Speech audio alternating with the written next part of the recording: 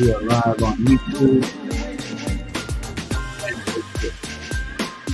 Right.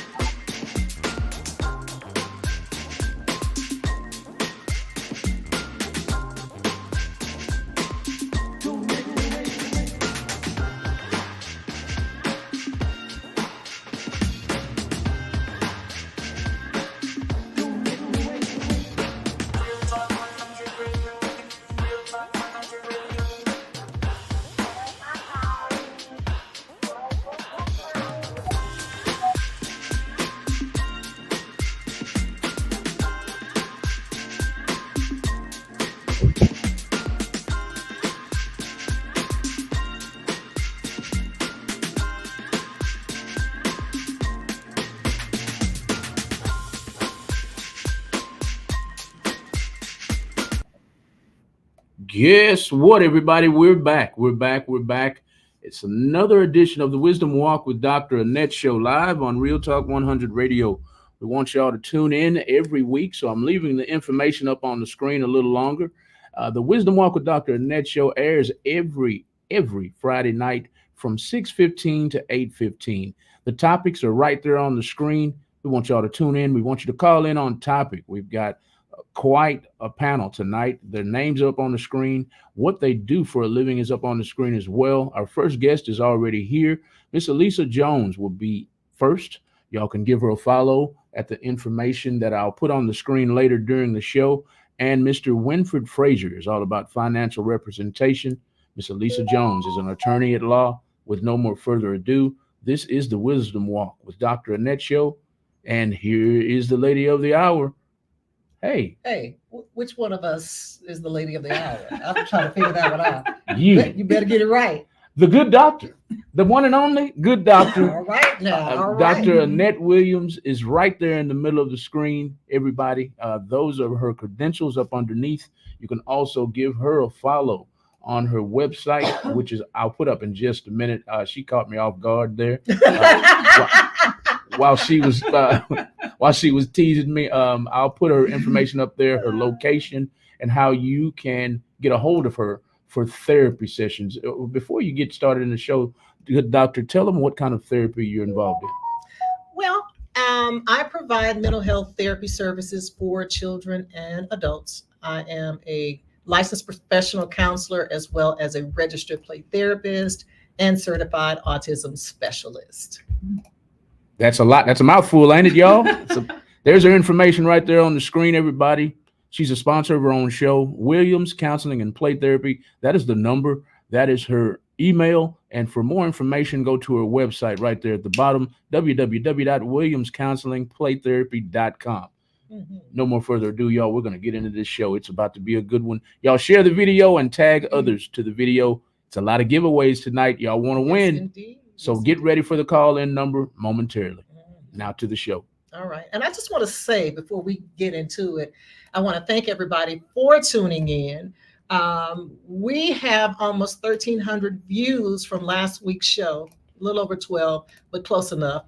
So I want to encourage you to continue tuning in every Friday, tuning in during the week. If you miss a Friday show or you missed last week's show, you can also go back to October 6th, which is the date of the inception of the show. And I promise you, we are striving to bring you all quality shows every week with information that you can use and professionals in the fields, and I'm all about promoting other businesses. So, one good turn deserves another. So without further delay, I'm ecstatic to have attorney Elisa Jones here with us tonight. Let me tell you guys, she knows her stuff. Don't let the smooth taste fool you, okay? She'll eat you up in court. Don't play. Welcome. Thank you so much for having me. It is an honor to be here on your show. Good. So let's dive in it. Okay. So tell us where you're from and what made you decide to become an attorney? So I am originally from Alabama, and if I talk to some more people from Alabama, my draw will come out very quickly. But I went to school in Michigan, followed my brother, came to Texas, and I always knew I wanted to be either a teacher or an attorney. I saw Claire Huxtable on Cosby Show, and I said, you know what, that's me. I'm gonna do it all, and here I am. Wonderful, wonderful, wonderful. And where did you study law? So I studied at the former Thomas M. Cooley Law School in Lansing, Michigan. It is now called Western Michigan, but in that freezing cold for 3 good years. And folks, let me let you know she is also a wife and a mother. Any and everything is possible. She has her own firm, okay? Any and everything is possible. You know, that's what we encourage here. All right, so you are in private practice. Yes. And how long have you been in private practice? I'll be celebrating 12 years next month. And it is bananas to think about the fact that I'm 12 years in, but I've learned so much and I've seen so much.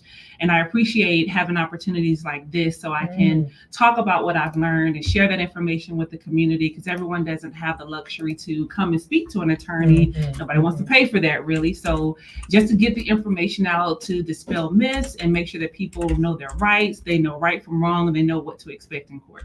Now, this may be a little early in the game, and I did not include this in my notes, but I want to say this, you are also writing a book. I am. So can you talk about that book? See, better watch out. I have actually written a book to help other attorneys start their own firm. It's called Cheat Code. And so it's the things that I learned, the trial by fire, all of those types of things. I have put it into a book, the things that I wish I knew 12 years ago. I put it into a book, and it will be out on shelves soon, and hopefully in law schools soon as well. Awesome. Congratulations. Thank you. Yeah. All right, so tell us about your firm. What area of law, I guess, is your focus? What are some of the things that you do in your practice? So we handle family law, probate, and legacy planning. So 3 different areas, 3 different levels of drama. So family law is your typical divorces, child issues, child custody, child support.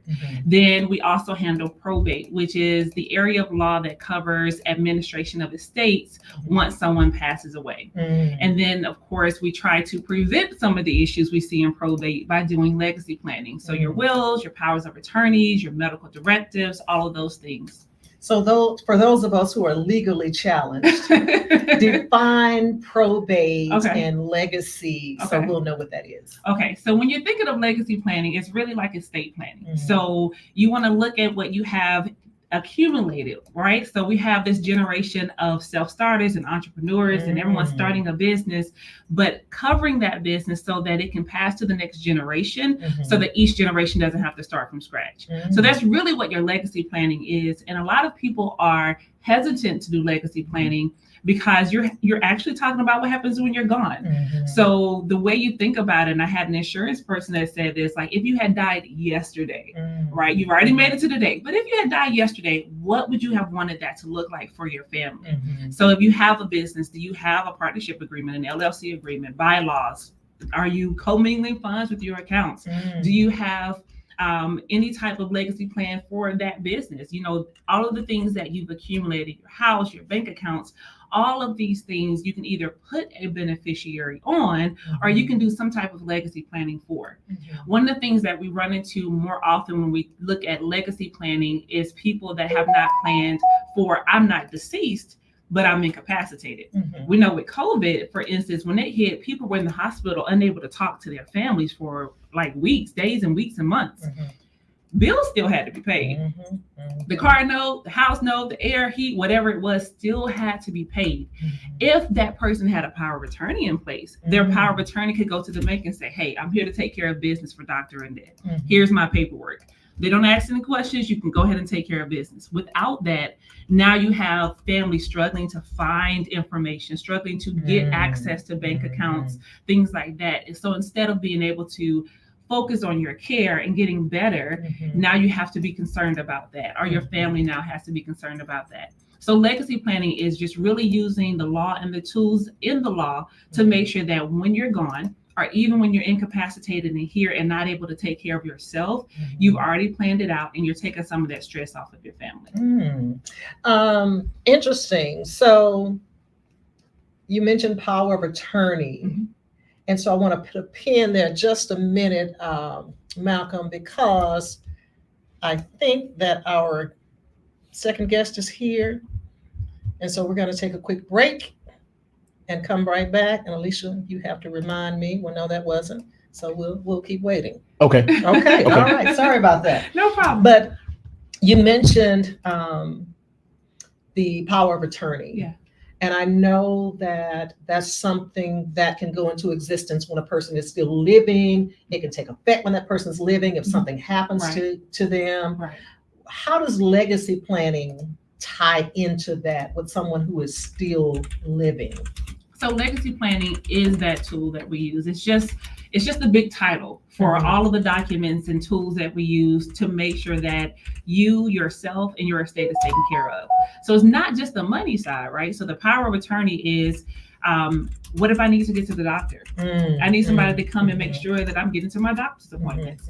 If we think about our elderly people, sometimes they go to assisted living. What happens often is that there is nobody that has the right to make decisions for them. So now, usually, they have early onset dementia or Alzheimer's. And now it's too late. They can't sign anything unless they have lucid moments. They can't sign anything to say, I want my daughter or my son to now make decisions for me. So now you have to come to me so that we can go to court and spend money and spend time just so you can help your parents and have the legal authority to help your parent. This is bigger than just having a will. Oh, absolutely. And you're enlightening me because my siblings and I are going through something now with our mom with the onset of dementia. And so this is something that we need to have a serious conversation about. Yeah.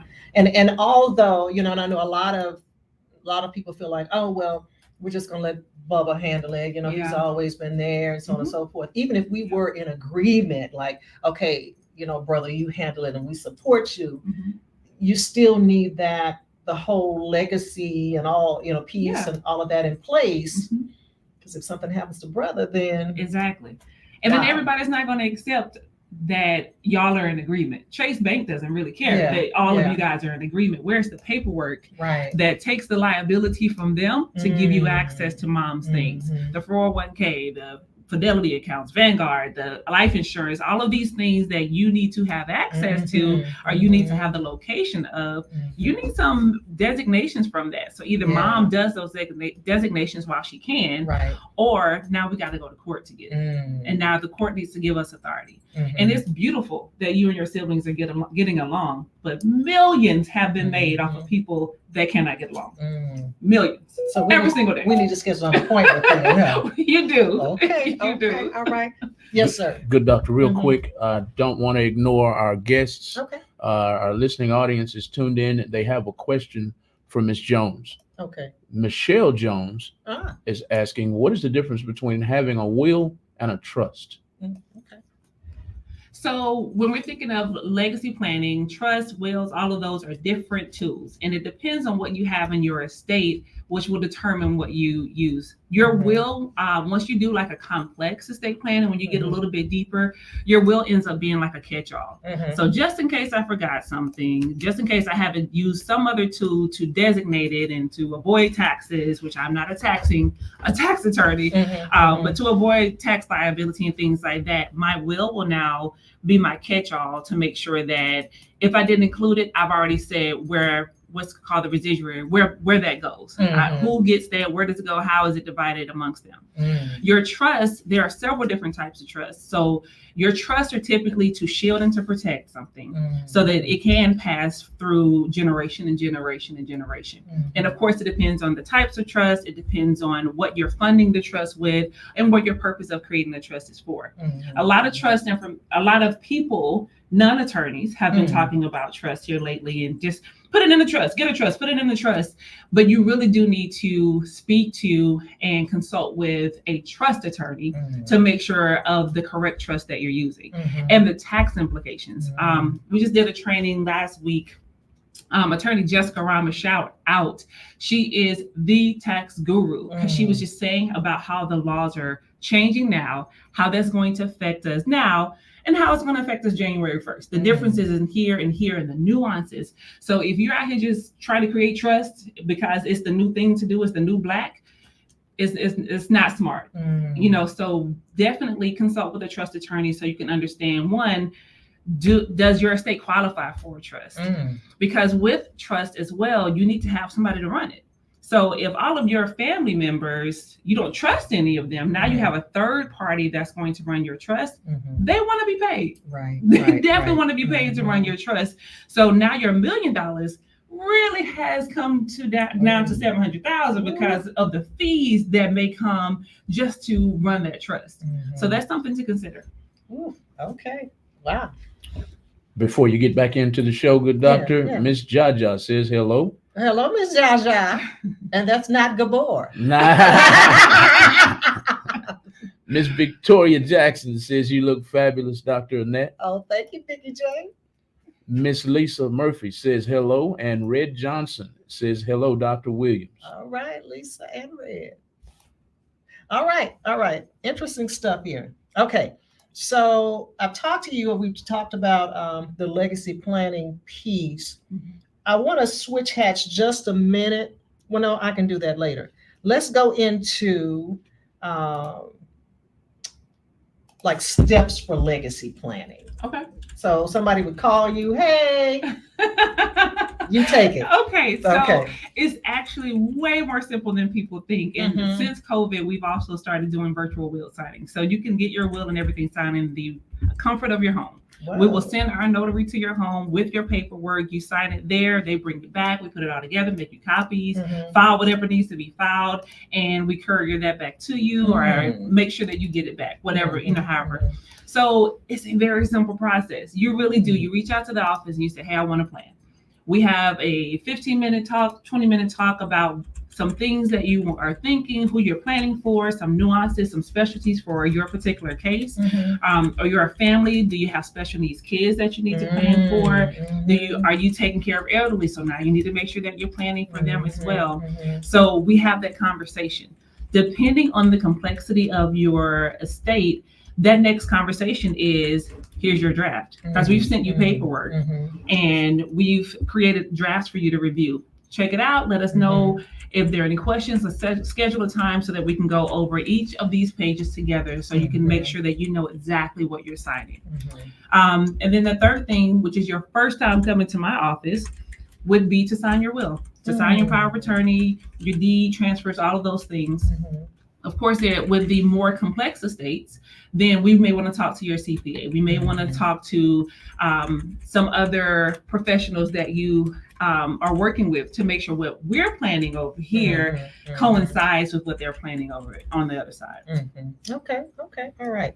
And a person should, of course, begin that now. But is it ever too early to start the legacy planning process? That's a good question. Like for a 20-year-old who says, hey, I want to be on top of it, and I want to start now. I think that too early, you're still a dependent, yes. But no, when you're out and you're an adult, you could become incapacitated. So even if you don't have this big will with all of these things in it, because maybe you don't have a house that you own just yet, you could still become incapacitated. So you should determine what you want to happen. Do you want life support? Do you want to be taken off life support? Wow. Do you want to have whatever measures? Do you want clinical trials? Things like that. Make that decision while you are healthy and in your right mind, because families don't want to make that decision. You're already emotional looking at whomever, Junebug laying in the bed. The last thing you want to do is have to make the decision to pull the plug or to do some test or some trial or, whatever it is. So make that decision. And yes, that starts early. That can definitely start in your 20s. Okay. All right. So the second guest is here, Malcolm. Okay. So we're going to take 2 minutes, guys. And Malcolm's going to entertain you. Just don't sing. Why not? Don't sing. No. Did you see that video?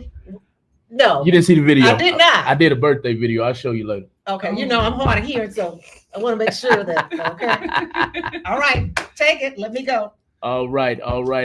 Everybody, you're good to go. Good doctor. I'm going to speak for just a few minutes. I might even do an impromptu interview with Ms. Jones myself. I'll figure that out momentarily, but she's going to get our other guest for the show. So y'all be patient with us for a minute while we get everything together. And today's my birthday. I'm 54 years old. I don't want to spend too much time on that, but I can no longer claim that I'm Superman and I'm not getting old, because these last couple of years, life has been telling me, son, you're getting old. My dad said that would come one day, and it's here. It's here. My body's breaking down, but I'm still in good spirits. Uh, Tonight, y'all, we are talking with Miss Alicia Jones just to rehash what's going on right now. We're on the way downstairs now. The good doctor's on the way downstairs now to get Mr. Winfred Frazier. That is the other picture that is on the screen. That is his information. He'll be here speaking about financial consultation. But right now, we're with Miss Alicia Jones. And so as not to get too far off topic, I want to stay on topic and just rehash while the good doctor's gone.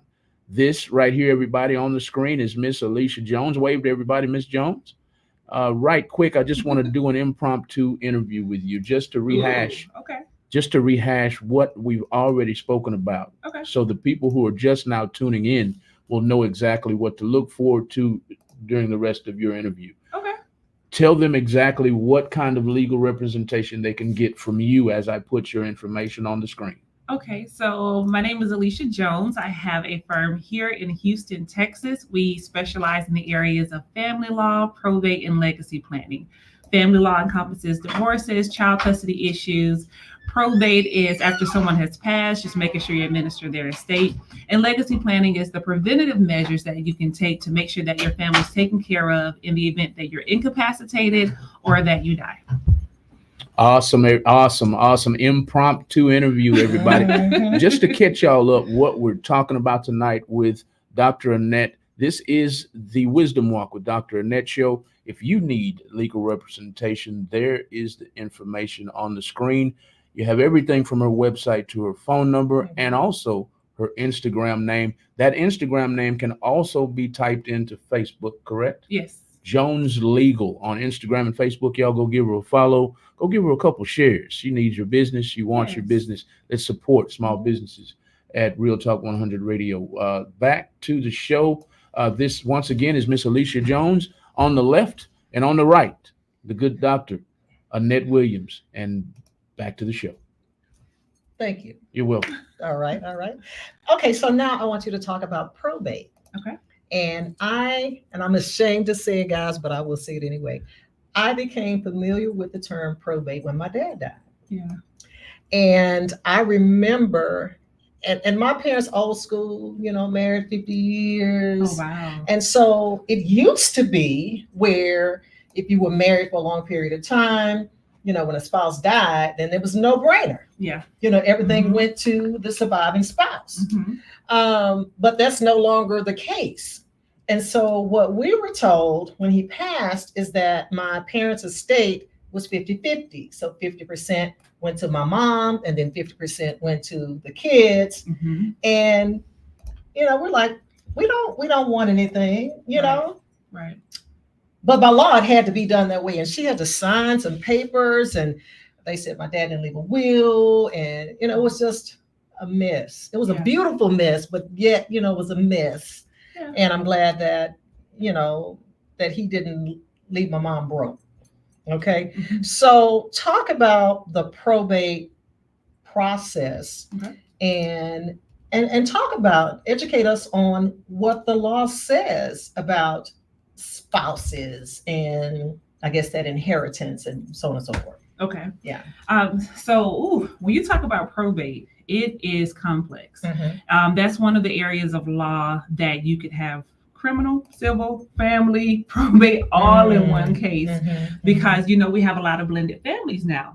So when you're looking at the law is set aside to make sure that separate property and community property are taken care of. So that's probably what you were looking at, is that anything accumulated during the marriage is more than likely community property, meaning it's owned 50% by mom, 50% by dad, right?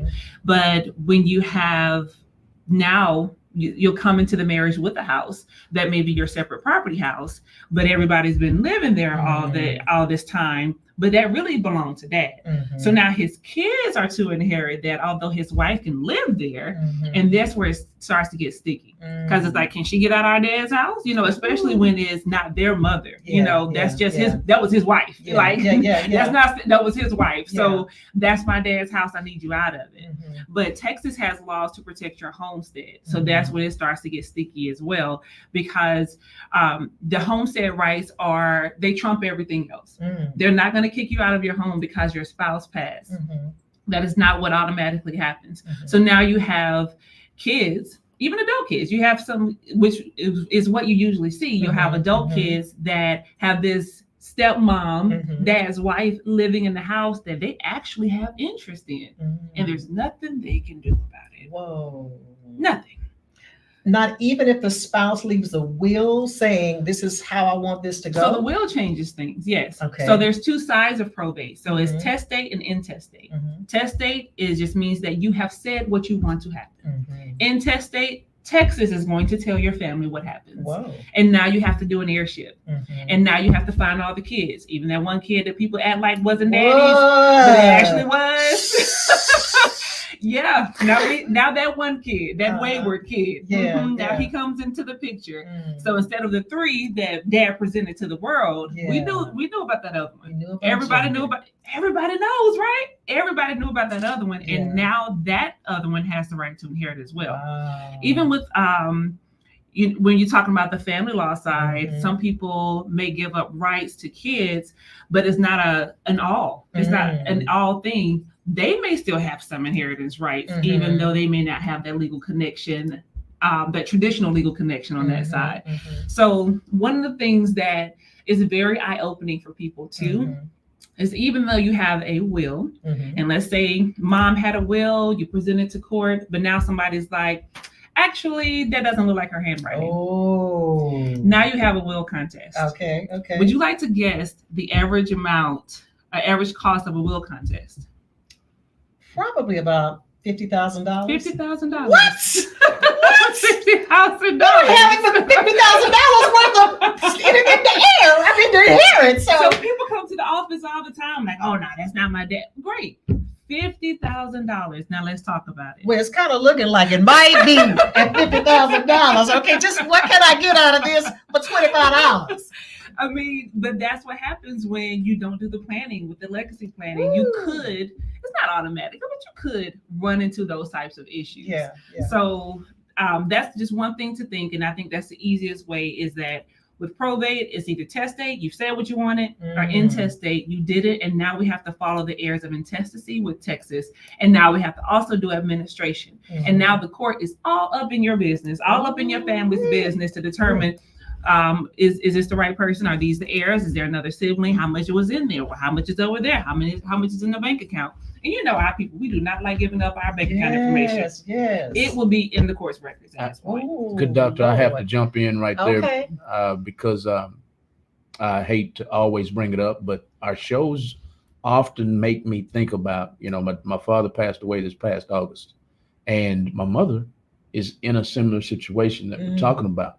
It's not in court or anything, but it could be, because he had a situation to where his sickness kind of spun out of control on him, and he wasn't aware of it until it was too late. Mhm. So when he passed, he didn't have time to do all this. Mhm. So now my mother's in a quandary, like, What do I do? what do I do? I don't know how to pay my own bills. I don't, because my father took care of everything. Yeah.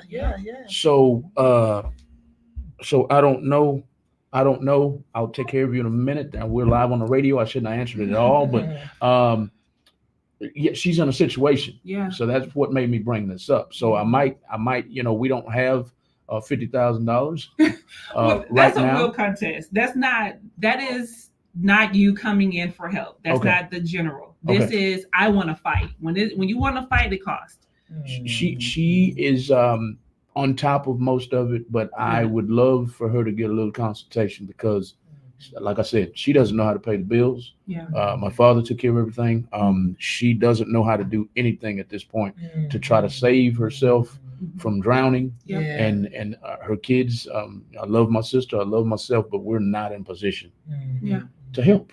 Yeah. So I'd love for her to sit down and talk to you at some time. Well, listen, you tell her to tune in tonight She because does. Miss Alicia's going to run some specials, legal specials tonight. Okay. Okay, we don't want her to miss it. Yeah. And if her fingers won't dial fast enough, we'll take Alicia to the house. There we go. There we go. She can't stand social media. I try to tag her all the time, Yeah. and she said, I saw something you tagged me in, but she's not social media savvy. So you tagged me in something, and I clicked on it, and it went to a video, and I'm like, Mom, I wanted you to tune in. Yeah. Oh, I didn't know. Oh, Lord have mercy. So yeah, she's not there yet, but I tell her everything. I'm gonna tag you tonight. You don't listen? I try. Okay. So I just leave it alone. Yeah, that's all right. That's all right. You brought up something though. It's also when you create your legacy plan, tell your people where your papers are. Yes, Don't have them searching through the house. Give whoever you've designated as your executor, whoever you've designated as your power of attorney, give them a copy of this information so that they can have it. Give your doctor a copy of your medical directives to physicians because it is for them. They need to know what you want to happen in the event that you're incapacitated. One more thing, good doctor, and I'll leave you alone for a few minutes. No, you won't, but that's okay. I want to make sure. She said, "No, you won't," but that's okay. Well, we have several comments. Okay. I want to make sure we keep them in the loop. We have Miss Karen Shaw Shepherd. She says, "Good evening." Good evening. We have several people on here for Miss Alicia Jones. That's great info, Attorney Jones. Trish Lady J Jones is commenting. The virtual plug is tuned in. A lot of people are telling me happy birthday. We have Miss Linda tuned in again. She says, hello, Dr. Annette. Hey, country girl. We have, I'll get back to Miss Linda because I don't think that, are we talking about reverse mortgages today? We are not. No. Not me. Okay, she wanted to know about that. We'll get back to her shortly. But that's what I was trying to remember. And remember, I said there's something about it. Yeah, Linda, please call in, okay?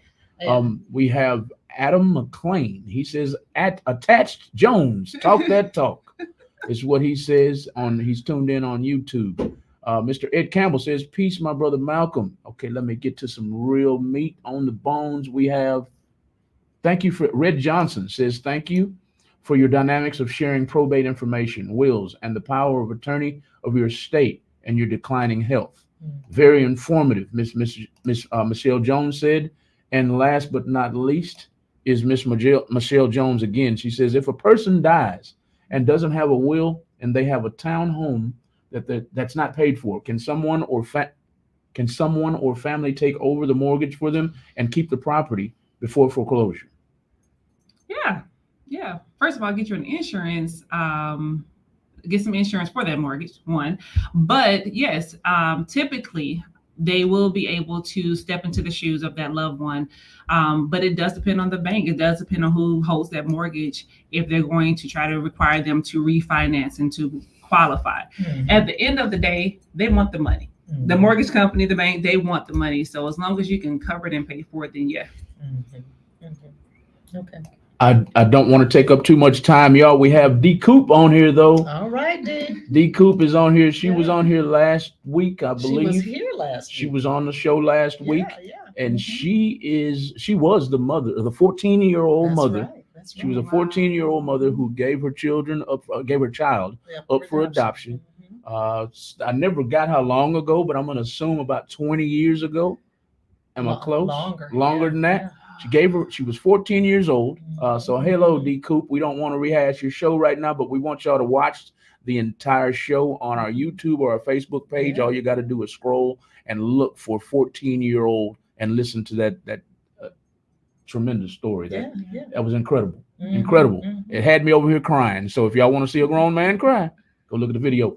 Let's get back to the show, y'all. I'm not going to say too much. I will put your comments up on the screen. Please like, please share, please comment, and please call in by calling that number that's scrolling at the bottom of the screen. And I just want to shout out to Michelle Jones. Shout out.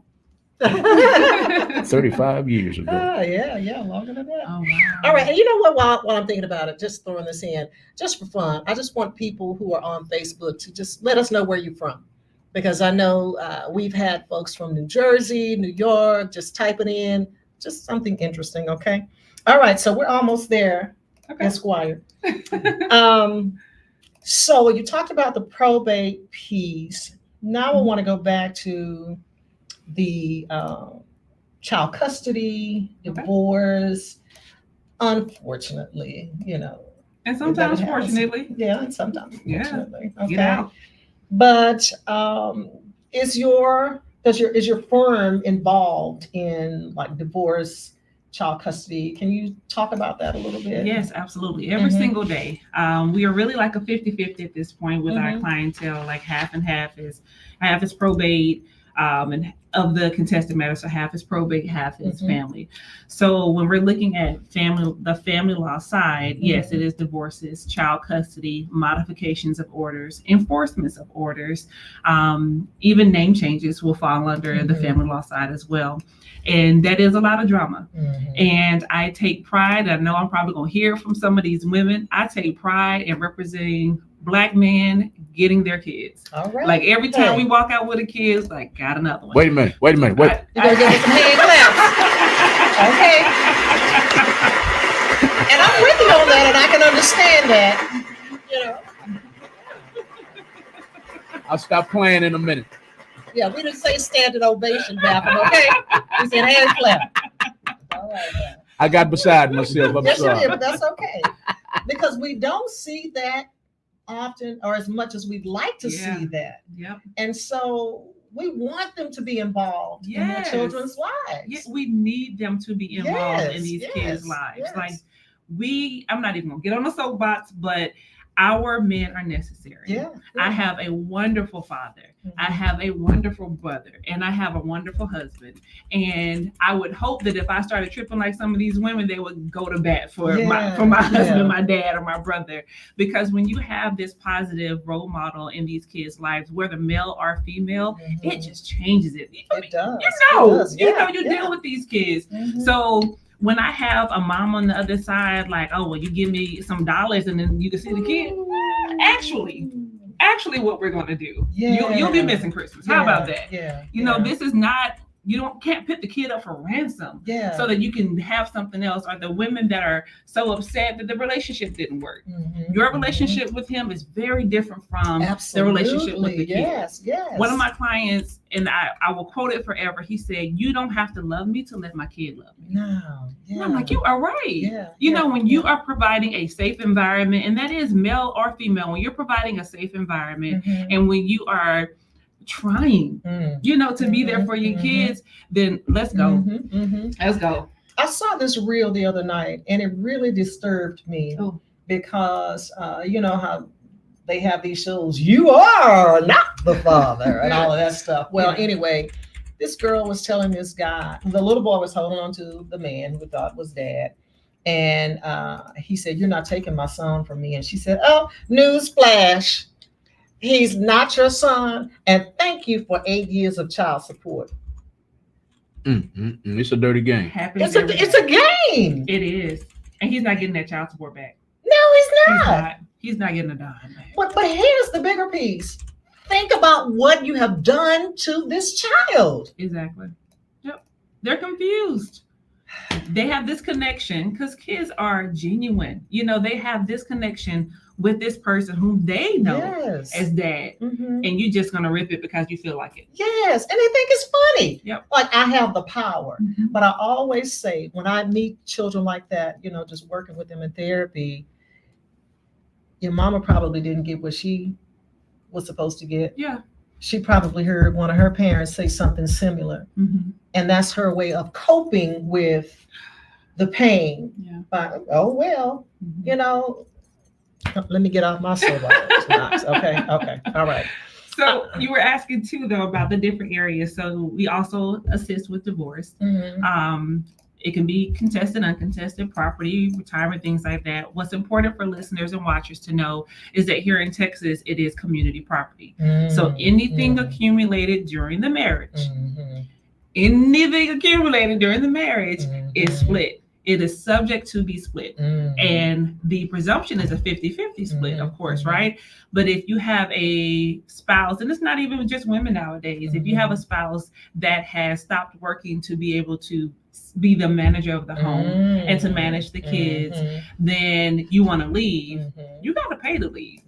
Like, you can't just leave them high and dry. Right, you know, you can't just be like, okay, well, y'all go figure it out because I want this new family over here. I don't want to be here anymore. That's not how that goes.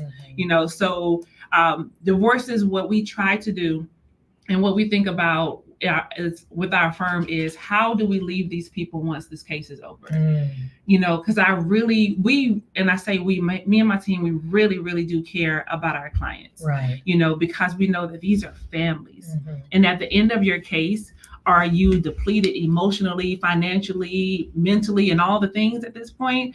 Or have we assisted you through this process so that you can understand your rights and so that you can make informed decisions? You know, let's not come in here and be petty. You gotta pay to be petty. I like to be petty sometimes, but you gotta pay to be petty. Or we can come in here and we can actually get to work, and let's make some concessions. Let's come to some agreements, and let's work this out so you can move to the next phase of your life. And see, what people fail to keep in mind is that you have to live after this divorce. So if you go all in, I'm gonna make her hurt, I'm gonna make him pay. You're gonna pay all right. And then when it's all said and done, you still have that pain. So how you feel now? And you got to pay that attorney's bill. Exactly. So, and then just restarting, like, even statistics show that women, I think it takes them like 13 additional years or something just to get back on their feet, because typically women are managing the house. That's just the typical, right? They're managing the house. They've given up the career. They've stopped going to school so that they can make sure the kids and husband are well. So at the point of divorce, now they have to rethink life. How do they start over? Where do I go from here? And like he was just saying, like with this mom, you know, when you have a good man that's been taking care of everything, paying all the bills and, you know, doing all of that for you. Now you got to figure out, well, where are bills? You know, how much do things cost? What does my monthly look like? What does it need to look like? How much money do I need to make? Do I need to go back to school so I can get a career at this point? It's a lot. So, Miss Alicia. Yes. Didn't he say? Eddie, what did he say earlier? Your show shouldn't be so good. It makes me want to talk. Let me get my boots. It's I have to be silly right now. That's all right. And I'll be silly professional, but you made me think of somebody, that one of my favorite comedians, as you were talking. So Eddie was telling the truth. I want half Eddie. I want half Eddie. He was telling the truth.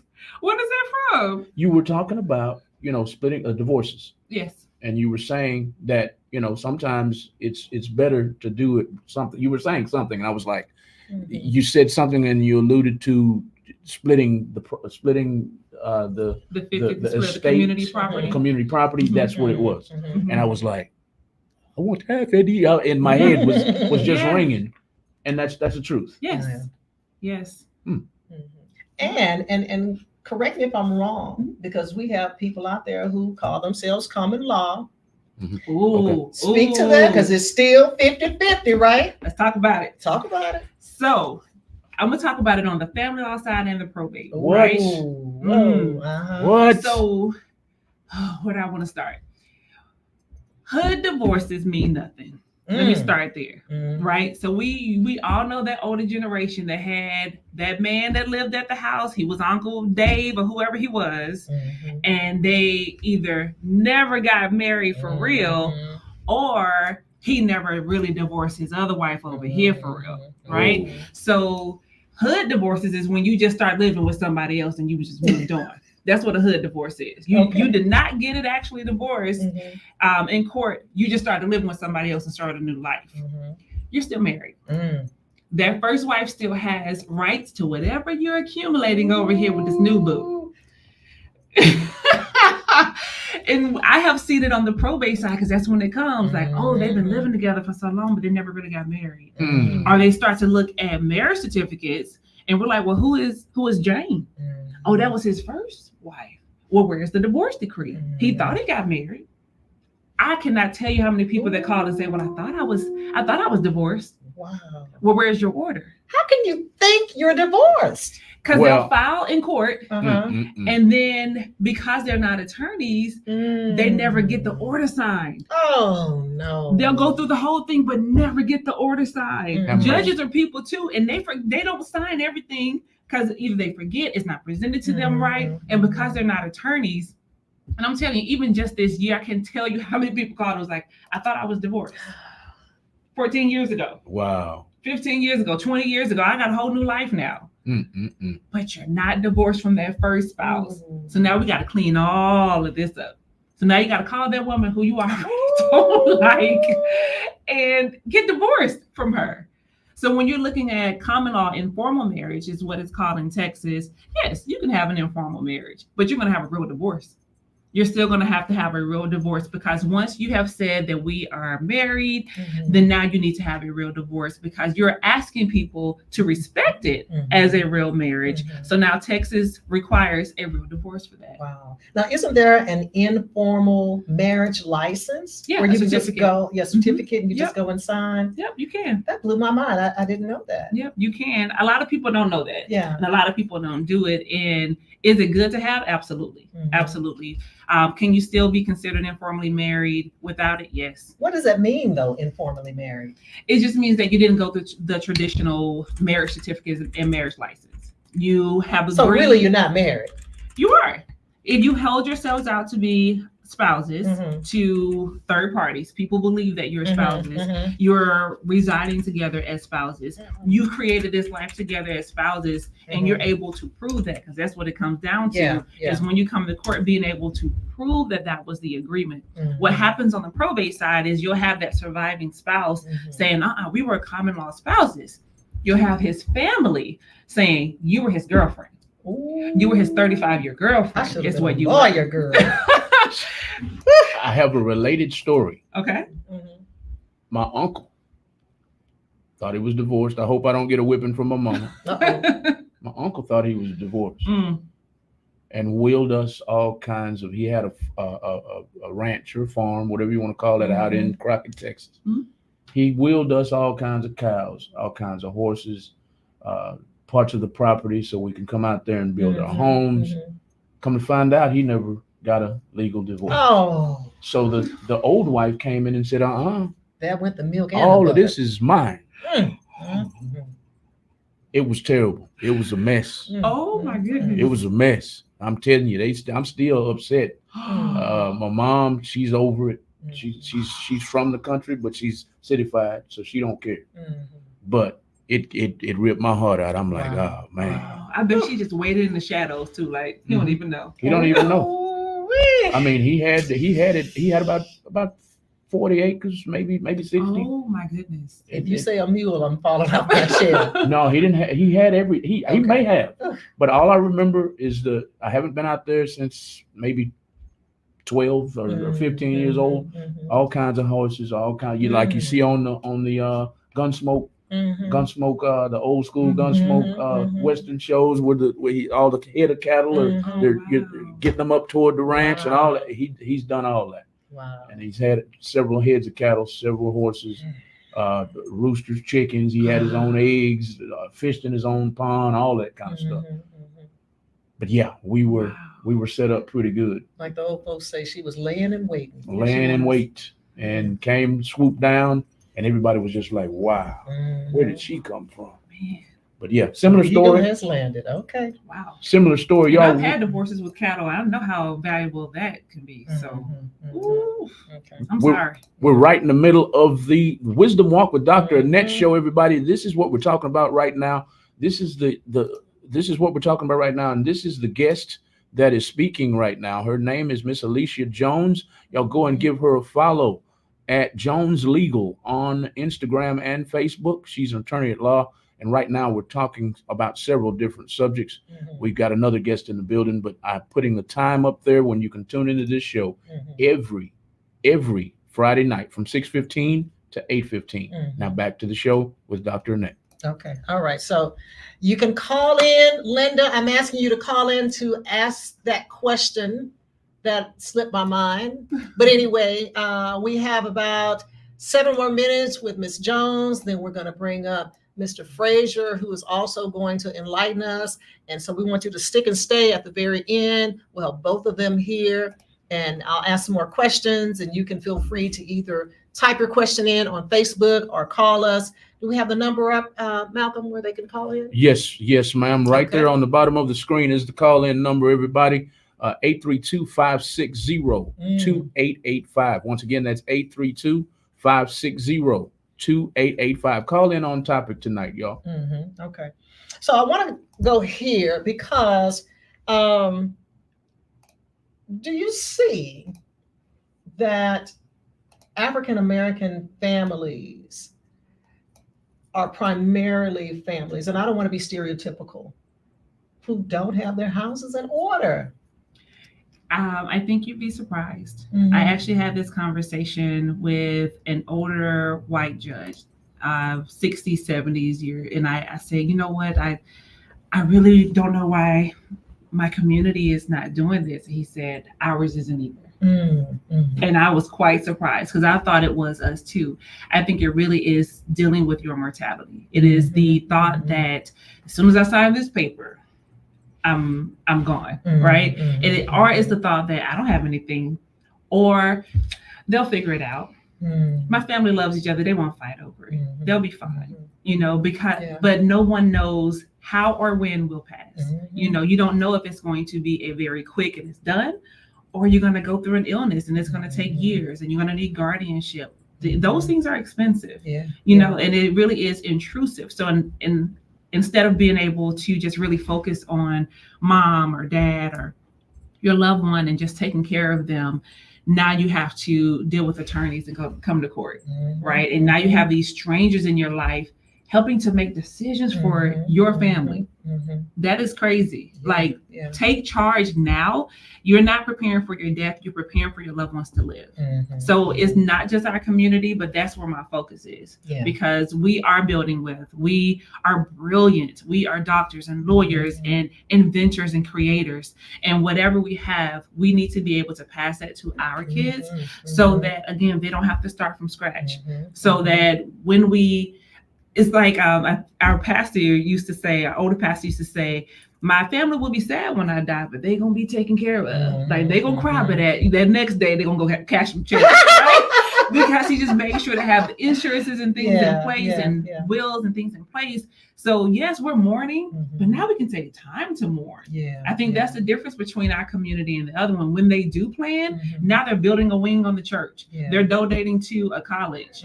Us, and I'm not just going to say us, historically in our community, you would have some GoFundMes or this fish fry, those types of things, when you could have just planned a little bit better. I had a conversation with my children last week or either week before, and I said, hey guys, I have all of my funeral arrangements done. I said, I'll be buried up there where my sister and my ex-husband, where they are. My baby girls, I don't want to talk about that, Mom. I don't want to talk about that, Mom. My middle girl, my middle child, she cries every time. And my son says, Mom, it doesn't matter. If you didn't have it, we still going to handle it. I said, no, I don't want to leave you in a position. And I'm going to be honest. The lady from Brookside kept calling me and, Miss Williams, we supposed to have a meeting. There is something very morbid about talking about your demise. And then we're laughing at the same time. And I'm thinking, are we crazy? But you have to have some humor, because you're right. We don't know when we're going to check out of here. And it pays to be ready, not only spiritually, but in terms of, putting yourself down too. But I told them, do not spend $20,000 putting me in the ground. That part. Cremate me. Come on now. And spread these ashes. And go have a party. I want no flowers. We're going to have my memorial service right over there at Cash McGuire's Church of Christ, where Brother FRAZIER is the minister. Okay. So, Good doctor. We don't want to talk about that. I'm with your kids, though. I'm just playing. But you have to. I'm just playing. These are conversations that are uncomfortable that need to be had. And especially now in this season, we're coming to Thanksgiving and we're coming to Christmas, where we're all getting together with family. Take a few minutes, sit down and have that conversation. Start to write some things out. And two things that you can do without an attorney. Yes, you can create a legacy plan. I don't advise it.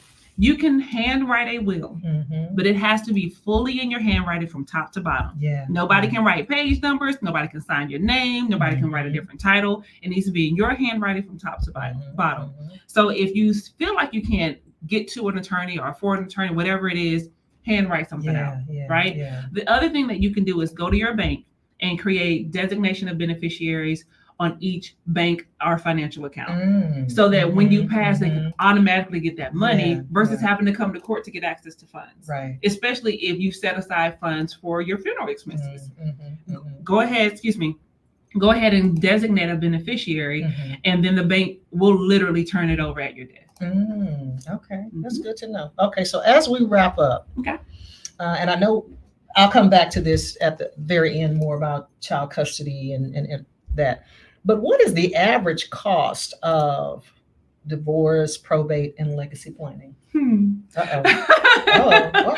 So we will have to have a fish fry. Is that what you're saying? Okay, I'm just checking. No, you can get a comprehensive legacy plan, which will have your powers of attorney, medical directed to physicians, medical power of attorney, last will and testament, HIPAA authorization, transfer on death deed. Those are just like really your basics, your basic packages that you want to have that will take care of everything in life and in death. For a package like that will be roughly $2,500, right? Oh, yeah, it's not bad. Okay, you're running a special too, right? I am. But can I have the when special? I say special, that sounds real fried chickenish. So I am running. There is a rebate that is offered for listeners, and we'll talk about it later. Yeah. So rebate me. I don't care if it sounds like churches or Popeyes. Okay, rebate me. So when you're looking at probate, it depends on whether it's testate or intestate. So did you create a will? Are we going to be able to just walk that through and keep moving? Or do we not have to do this administration and heirship and then check back in with the court and check back in with the court? So when you're going down this process, you're more of the 5,000 to start with this process. You may end up and just be completely done 3,500, 500, 5,000 on this side. Oh yeah. So you said probate, legacy planning. What was that one? And divorce. Okay. You have to pay to fight. Yeah. Right. So if you want to fight, I can do it. I enjoy going to court. I love trials. So if you want to be petty and you want to fight, let me know that off top, and let's go ahead and set that retainer correctly. You can have divorces that can take multiple years and be hundreds of thousands of dollars, because you'd end up, especially if you have kids, you could have attorney for husband, attorney for wife, attorney for each kid, depending on how many kids. So they have to be paid, and they're some of the ad litem that are appointed on the cases, their fee set by court would be like $2,500 per side to start. Could be, and now you've already paid your attorney $10,000, $15,000, $20,000 here, and you hadn't even made it to mediation yet. You're still going back and forth about who's getting what house, or who's getting the kids, or how often does he see the kids, all of those things. So the more you fight, the higher your cost. The more that you can agree and compromise, the less your cost. It really is. Okay. And final question here. Yes. And I just lost my train of thought when you were talking about the fight. Oh, paralegal, because I've heard some paralegals say, "Oh, I can write up your non-contested divorce," and yeah. What do you mean? I've heard. You don't know paralegal to write no stuff up without an attorney. Yeah. Paralegals act as an arm of an attorney to provide legal services to clients. It's an arm, which needs to be attached to an attorney. So if you have a paralegal that is out here writing stuff and notarizing stuff or doing things on their own, you should watch out. Be cautious, because if it's free or low cost, you may pay for it later. Because even in your divorces, there are certain things that have to be included in your divorce decree that have to be named and done in a certain way. So if you don't have it like that, you either end up not having a divorce at all, or you have an order that's not enforceable. So then you're messed up down the line anyway. That's like getting home with a box of Popeye's chicken and they forgot the biscuits. Oh, that's tragic. That's hurts. tragic. Yeah, That hurts. That hurts. Well, that'll make you mad. That'll make you mad. That'll make you Oh, mad. they gave you spicy when you asked for mine. It'll make you mad. I don't Shut give the my place down, girl. biscuits, no honey, no nothing. No. I gotta drive way back over there. And don't give me those strawberry biscuits either. I don't like that. But anyway, I want to thank you. Thank you. We're not done with you yet, Okay. though. Okay. Okay. And so Mr. Malcolm's gonna take us to a commercial break unless there were questions out. There are questions. Okay. And I didn't want to overstep, but Okay. there are plenty of questions. The last one is came in right now. Mm-hmm. It's from on YouTube, Miss Linda. Mhm. I stopped saying your last name on Embassy. purpose Mhm. because I don't want to ruin it. Miss Embassy, Mhm. Miss Linda Embassy says right here on the screen, Okay. I am in a noisy area. She's trying to tell me not Oh, to. okay. She doesn't want to call in. Okay. Okay. But the transfer of deed list to two primary people, does that mean they have control of the property? So the transfer of deed, so I think she might be talking about a transfer on death deed. So it would transfer, yes, it would transfer that property to whomever you've given it to or designated to in that transfer of deed. Okay. Miss Larisha Jola Isiba. Jola Isiba Yes. asks, Attorney Jones, how often should you review and update your estate plans? That's a good question, sis. So when you think about your insurance is when you want to update your legacy plan. When you're creating that initial plan, is not a what's going to happen 15, 20 years from now. You really want to look at the next 3 to 5 years. And so if you're going to update insurance, you want to update legacy plan. So divorces or deaths, having more children, accumulating more wealth, things like that. When you start to make those changes, you want to also make changes to your legacy plan. It's a living document. Yep. Yeah. Yep. Okay. And you don't have to start from scratch. It could be Yeah. something we just add to it. So Right. it's not like you have to pay that full amount every time. But especially if you have powers of attorneys and maybe you're not friends with that person no more, or maybe one of the people you've designated has passed before you. Yeah. You want to make sure that you update that. And again, it's not starting from scratch. You're just making updates and tweaks as you move forward. Right. Okay. All right. Miss Michelle Jones, her question is, if a person dies and doesn't have a will and they have a townhome that's not paid for, can someone We got that one already. or family take over? Oh, Yeah. you did? Yeah. Yeah, we Alicia talked said about that yes. Oh, I'm sorry. Okay. There was another one on here. I think it was from Michelle also. I'll track it down as soon I as see a possible. shout out from Bessemer, Alabama, which is where I'm originally Yay, from. That's my Alabama. cousin. Hey, Tara. Oh, and Ohio. Ohio is tuned in. That's Yeah. cousin too. All Cleveland, right. Ohio. California, Miss Candace Shepard Yay. Hey, cuz. is in California. All right. Cleveland, Ohio Hutto, is Texas. tuned in. Hutto, Texas All right. is tuned in. Mr. Mhm. Red Johnson. I can't find it. I think Miss D. Coop asked the question. Is it there? It is. Is it better to have a will or a trust when you pass away? It depends on what's in your estate. You should more than likely have both because your will is going to be a catch-all for whatever may not have been included in your trust. Will informally married stand in the court of law? Yes. It Yep. will- You just have to prove it. Yep. You You have have to to be prove it? able to prove it. How do you prove it? So if you're going to get a divorce, then you're going to prove that we both had an agreement to be married and we held ourselves out as husband and wife. We lived and remained in the same home as husband and wife. So as long as you prove that, bringing in some ancillary people, maybe the teachers from school that would, because if you're really husband and wife, or you're really telling people you're husband and wife, nobody has a reason to doubt that. So if you bring in your kid's teacher and she's like, yeah, they're married, you know, because that's how you held yourselves out. Of course, family members are going to say whatever they want to. They may change up the story, but yeah, it will hold up. You may have to prove it. It really does take a toll though on the probate side when all you have is word of mouth or witnesses. You really have to go into a lot to prove it. We have two more questions. Okay. One from Hair Care Lick Jones. She says, what if the common law partner contributes, what if the common law partner contributes to the purchase of major property or investments? Are they entitled to earnings from either? So if you have agreed to be married as spouses, then you have all the rights as spouses, right? Here in Texas, because I know you're in Ohio. So here in Texas, if you have entered into this agreement to be spouses, then you have all the rights of a spouse. If you are living together without that agreement, you're considered roommates.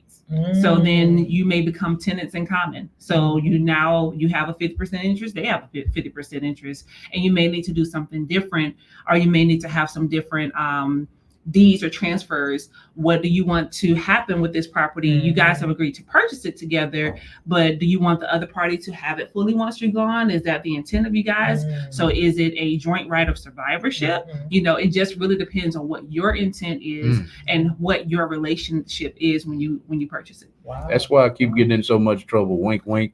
A last question, y'all, before we change over. We have another guest in the building, y'all. Last question for Miss Alicia Jones, attorney at law, is from Red Johnson. He's the one out of Hutto, Texas. She.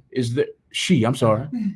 She. No Is there a monthly charge to keep the legacy plan throughout the years in your banking system? I'm not sure what that means as far as keeping it in your banking system. If you're thinking, and feel free to either call in or text and clarify, but if you're thinking to store it at the bank, like store your documents there, then yeah, safe deposit box you're going to pay for. They used to store it in the courts. You can do that as well if that's what you choose to do. But as far as a monthly charge, those are the only charges that you would have. I'm laughing because Lisa said I heard that when I said that's why I get in trouble so much. Lisa. Okay. About the common law stuff. Just to sum it up, y'all, we're about to change guests. We have a guest. He's a financial consultant, financial representative. He'll be talking up next, but I just want to make sure the good doctor knows what everybody's saying right quick. As far as the last answer is concerned, Miss Jones, Hair Care Lick Jones says, good, all good. Karen Shaw was in on the conversation when we were talking about the Popeyes biscuits. She says, not the strawberry biscuits. D. Coop says, LOL, hungry chicken keeps coming up. And Candace says, tragic. When you said tragic when they forget our biscuits, she's right along with you. I can't go over everybody's comments, y'all. I want to keep y'all in the loop as much as possible. I do my best. Don't be mad at me. But the best way to make sure you're heard, if I don't get to you, is call that number. Every show, call that number. It's scrolling at the bottom of the screen. It's 832-560-2885. Back to the show with Dr. Annette. Okay. Before we bring Mr. Frazier, I call him Brother Frazier, I want us to do a giveaway or two. Okay, so guys, today is National Adoption Day. You would bring that one up first. Well. I had everything already to go except for that one as far as the caption is concerned. Okay. Well, I mean, you can bring it up later. Okay. Yeah, we won't sweat over that. Okay, so you know that this month we've been talking about we've had the transracial adoption show. Last week we had the adoption reunification show. And again, today is National Adoption Day. So I went to Fort Bend County, and every year on National Adoption Day, they have mass adoptions.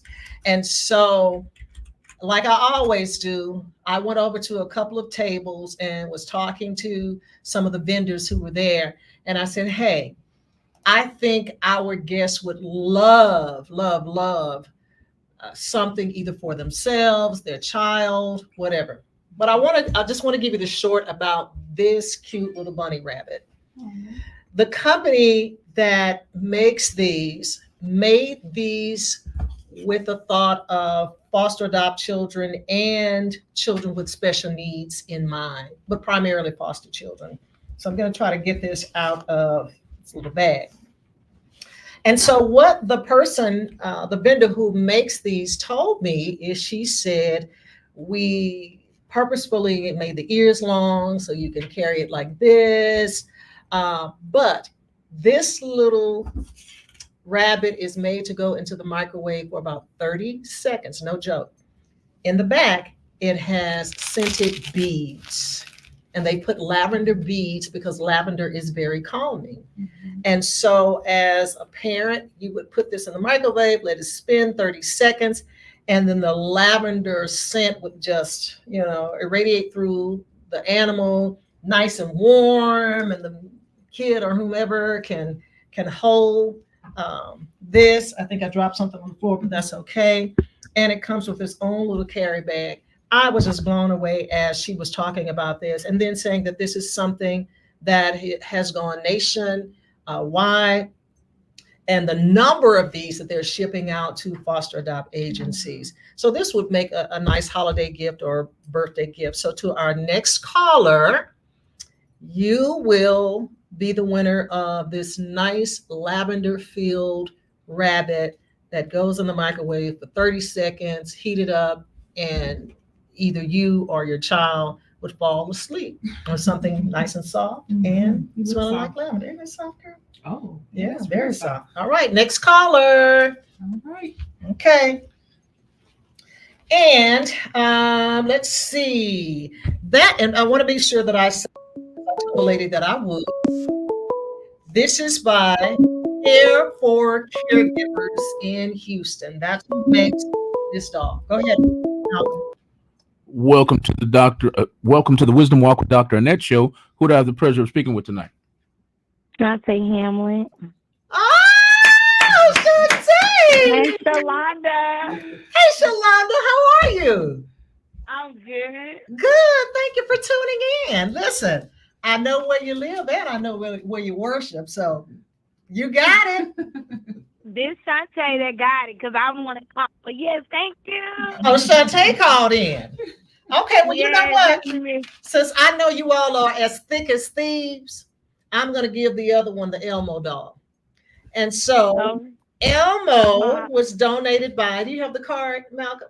Yes. Because I want to make sure. Hard to pronounce. Okay. So this card was donated by GaryFields.com.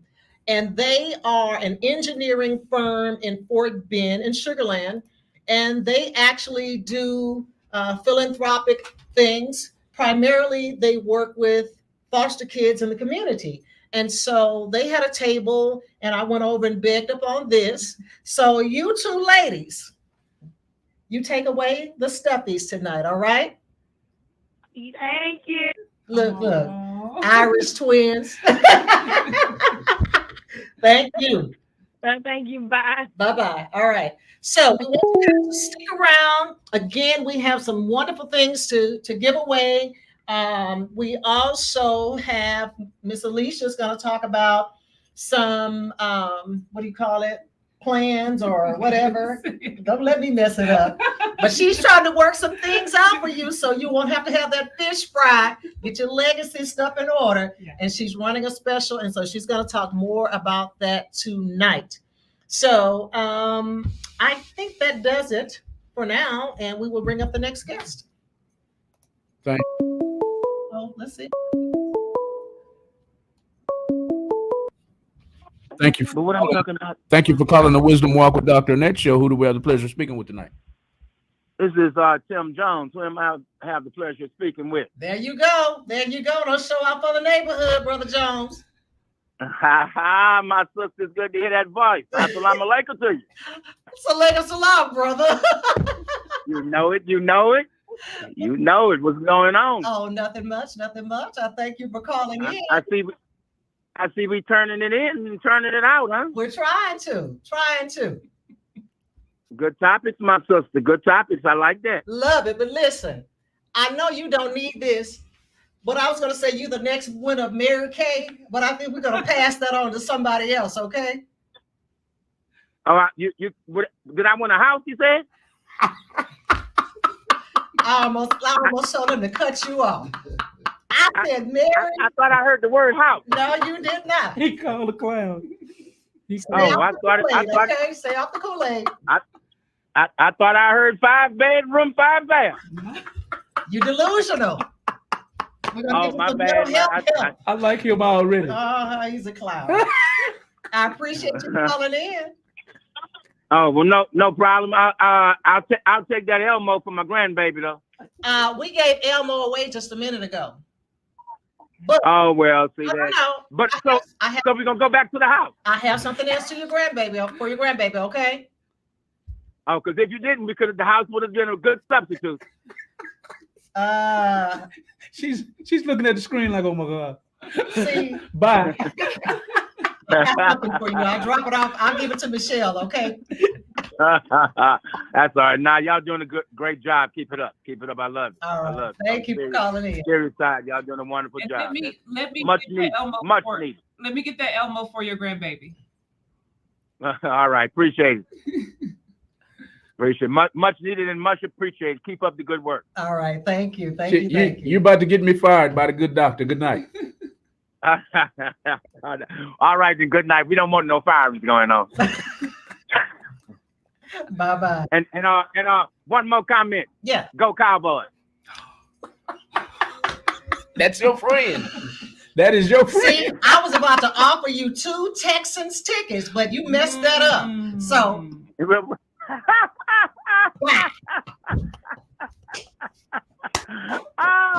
that's all right. That's all right. What a friend My for. people. But that's what I'm talking about. That's what I'm talking about. You can't live without them. We can't. That's good. That is good. All right, then y'all have a good one. Keep it up though. Seriously, keep up the good work. I love it. All right. Thank you. All right. Bye-bye. That's your, Bye-bye. that's your friend. Mhm. He been waiting on that moment. Yes, he was. Yes, he was. We gave him his 3 minutes of fame. Tim. All right. All right. So Malcolm's going to take us to a break, and we will bring Mr. Frazier up so that he can talk about financial planning and his company. And guys, take notes, right? We don't want you having to have fish fries. So take us to a commercial break. Yes, ma'am. All right. We'll be right back, everybody, on the Wisdom Walk with Dr. Annette show. I'm going to leave this information up during the intermission. We'll be right back. Y'all enjoy our little jingle. Shout out to Cup of Joe for making this jingle for us. He has a show every hump day morning, Wednesday morning from 10 a.m. to 12 noon, where he has similar conversations like the ladies are having. Shout out to him. Join the Cup of Joe morning show and learn about relationships, learn about mortgages, first-time buyers, plans on homes, things of this nature. We'll be right back on the Wisdom Walk with Dr. Annette show, live on Real Talk 100 Radio in just a few minutes. All right.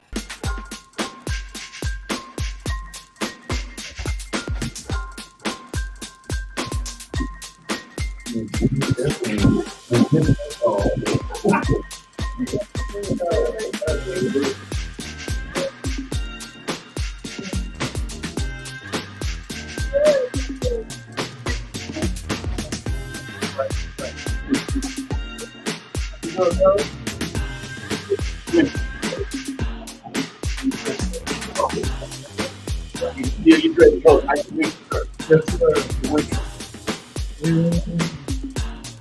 Hey.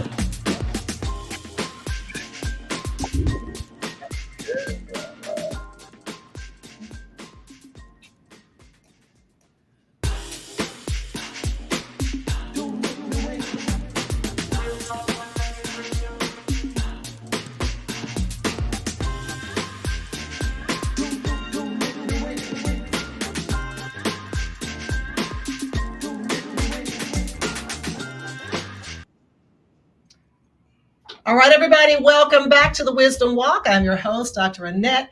And again, I want to thank you for sticking and staying.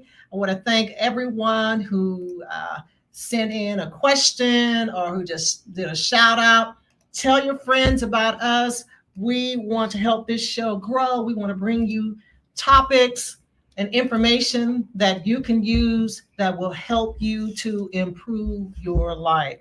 So I'm happy to have tonight Brother Winfred Frazier, and I'm just throwing this in. He's the minister of the Cashmere Gardens Church of Christ. Sir. Amen. All right. Doesn't he sound like a preacher? I told you. Watch out now. All right. But he's also a financial representative with Modern Woodmen. And so I'm not going to mess it up. I'm going to let you tell us more about what Modern Woodmen is. Okay. Well, first of all, thank you. You're welcome. For inviting me on Real Talk. Yeah. It's a pleasure to meet Malcolm. It's a pleasure to meet Attorney Jones. And this show has really been inspiring tonight. Good.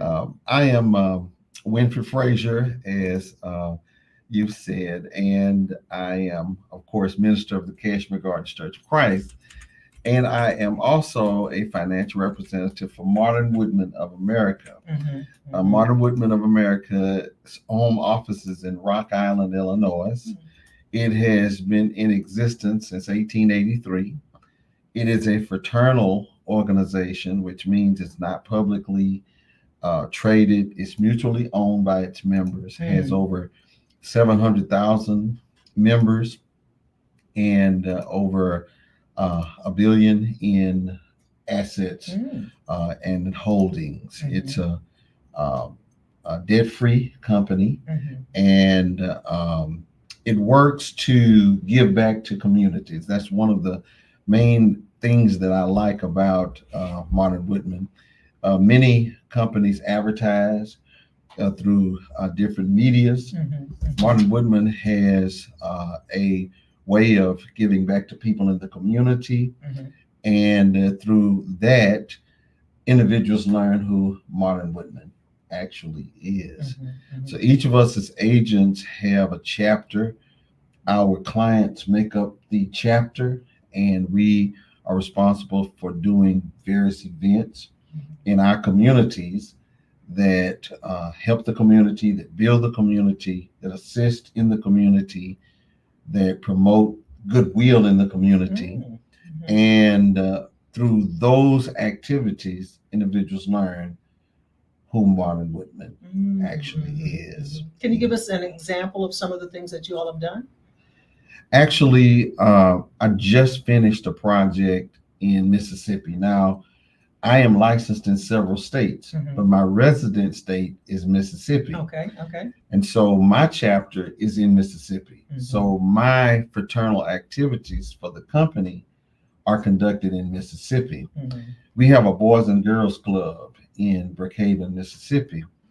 And what we just finished was a matching funds grant. We raised funds, and Martin Woodman matches the funds. And so the club needed some items for the benefit of kids after school during the summer. And we raised so much money, and Martin Woodman matched that money. The Thanksgiving holidays are coming up, and so we are giving out Thanksgiving baskets. We'll do that Wednesday. We'll distribute Thanksgiving baskets to needy families in the community. And that's all in Mississippi. That's in Mississippi. Okay. Now, there are chapters here in Houston because Martin Woodman is nationwide. And so some of the same types of things are going on in the Houston area among the chapters in Houston. But each agent has a chapter in its resident state, and my resident state is Mississippi. And so my activities are conducted in that area. Okay. All right. Now, tell us about your role and how that ties into like investments, annuities, securities, and all of that. So what is your role, and how do you help people with all of that? I am a financial representative, and my role is to help individuals do a lot of what Attorney Jones has just talked about, and that is plan. Many individuals have needs of protection. They have dreams that they want to live. And of course, there will come a time when they will not be able to work like they're working now. We do get older, and we have a peak season for our earnings, and then it goes down. And so we have what is called retirement years. And because individuals are living longer now than years ago, many individuals wind up outliving their money. And so we help individuals plan to protect their families, to live some of their dreams, and to have a plan for the future that will last until they unfortunately transition. And then there are other areas that we help individuals plan for, and that is different areas such as businesses. A lot of financial services are used for building businesses, for preparing for education. There's even areas of financial planning for individuals that have special needs.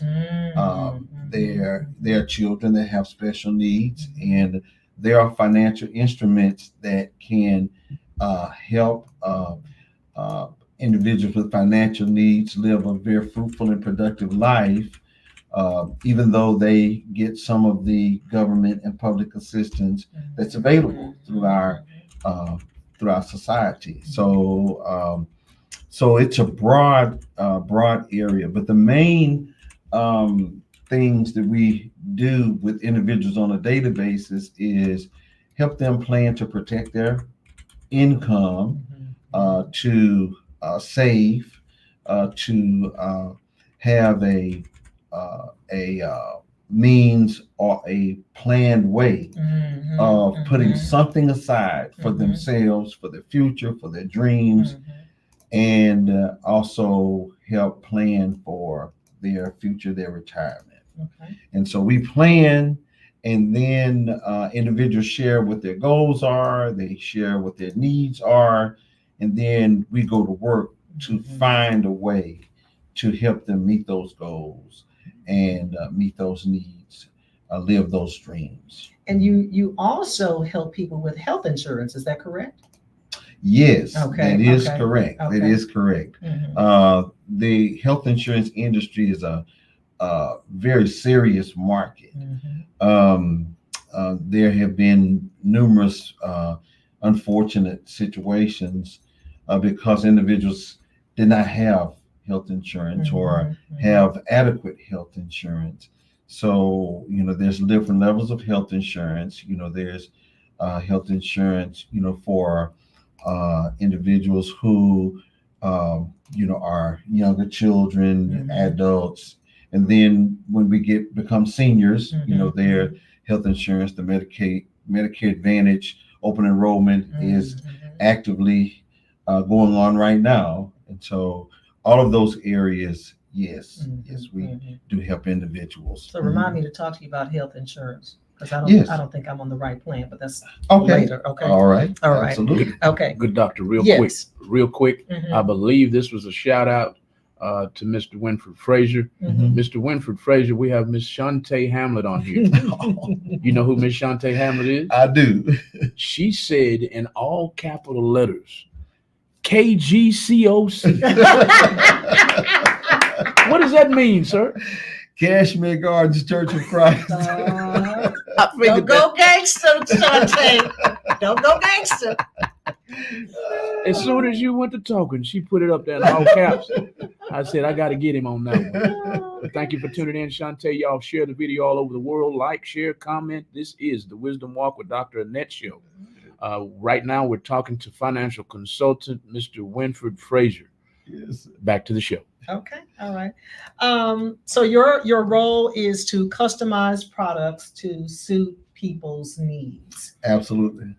Is it ever too early or too late to do that? It depends on a person's state in life. I was in a meeting in Independence, Louisiana. So a gentleman approaches me and he says that I'm 80 years old and I've had a term policy for 30 years and my 30th year is this year. And I'm paying $80 per month. And can you see if you can get me another policy? And of course, an individual wants another a policy that they got 30 years ago for that same premium. And it 9 times out of 10, It's not going to happen. It's going to be more expensive. There are coverages today for individuals who are as old as 90. I have done illustrations for families that want to insure their loved one. It's Mhm. quite expensive, but it's possible. Mhm, mhm. So when I say, it just depends on how important it is, how much Mhm. money they want to spend. But of course, if you wait till you're in your 60s, and we must be realistic that the cost of insurance is not going to be the same as it is for a person who's Mhm, mhm, 20 mhm, or 30. mhm. It's going to be more expensive. And so, but I think that it's always good to have uh, a financial plan. Mhm. There are different instruments. There's insurance, there's annuities. They're just Mhm, various mhm. instruments that you can use to accomplish what you are going to accomplish. We do have to realize that you have to invest in order to gain. Mhm, It's not a This is not a system where you can put nothing in and Mhm. get something out of it. Right, right. You must invest in order to gain. So tell our viewers what an annuity is. An annuity is a financial instrument that does not require health a health exam or Mhm. health questions. It is an instrument that is either fixed or variable. Fixed means that the uh, the carrier of the annuity will guarantee them a specific return Mhm, on that annuity. Variable is when the uh, owner of the annuity, the investor, is going to accept risk mhm. in investing in order for the amount of money they're investing to Mhm, grow. mhm, So, an annuity is not like a bank account, or mhm. it's not an ATM machine. There is a charge. It's called a surrender charge. And the surrender charge lasts for normally about 8 to 9 years. Mhm. And so each a year, the surrender percentage decreases until it comes to zero. Mhm. And in that 8 to 9 year period, your funds have grown to a certain level, versus you having the access to withdraw it, Mhm, uh, mhm. as we do if we were having a savings account. Mhm. An annuity normally will pay a larger amount of interest. You would get a greater return on it than with a bank account. Mhm. So, again, to answer your question, annuity is a financial instrument that a carrier offers to investors. They give them either a fixed Mhm. interest rate, and you would have to leave it in for a certain amount of time. You can annuitize it. When you annuitize the annuity, you can gain income from the annuity. Mhm. That income can last you for a period of time or for the rest of your life. Wow. The annuity is a great instrument as far as saving for retirement, saving for college, those types of things, or paying off a piece of property. It's depending on the type of annuity that you obtain, the amount of money you put in it can be tax deferred, and the gain on it can be tax deferred. Versus a bank account. If you put money into a bank account, you get your a 1099 INT at the end of the year, and the gain on that money, no matter what it is, has to be reported on your tax return. With an annuity, none of that happens until you withdraw the funds from your annuity. So it can be an instrument to put money aside, and it becomes tax deferred. Okay, all right. You mentioned variable and fixed. Mhm. Is it safe to say that for variable investment that I guess the yield or the interest is going to be higher than it would for a fixed investment because the risk is greater? When you embark on a variable product, an illustration can be demonstrated two ways, historically and hypothetically. So historically, the investment is tracked. Some investments have been around for a long time, and so it has a lot of history. So you can see the gains of that investment. You can see the low spots, if any, of that investment, and so you can gauge you can make your decision based upon the historicity of that investment. Now, in answer to your question, when looking at the history, if you see that investment is gaining higher than what you would get in a bank account, then that is what motivates individuals to invest in that product. Hypothetically, sometimes you have new companies, and new companies have more projection than they have history. And so based upon the projections, the projections are good, and someone assumes the risk of that investment growing. But again, in answer to your question, it is normally said in the financial industry, the higher risk you assume, the more chance you have of getting a higher return. Okay, all right. I recall my maternal grandmother many years ago, probably maybe in the 40s, I guess, selling Black people these insurance policies and everything. And she paid on that policy like clockwork. And after 50 years of paying on that policy, when she died, they told my mom that policy wasn't any good. How can something like that happen? Well, the policy not being any good could mean a number of things. I had an experience years ago with a church member who did the same thing. They paid on a policy for years and years, had a policy on their son. Son passed away.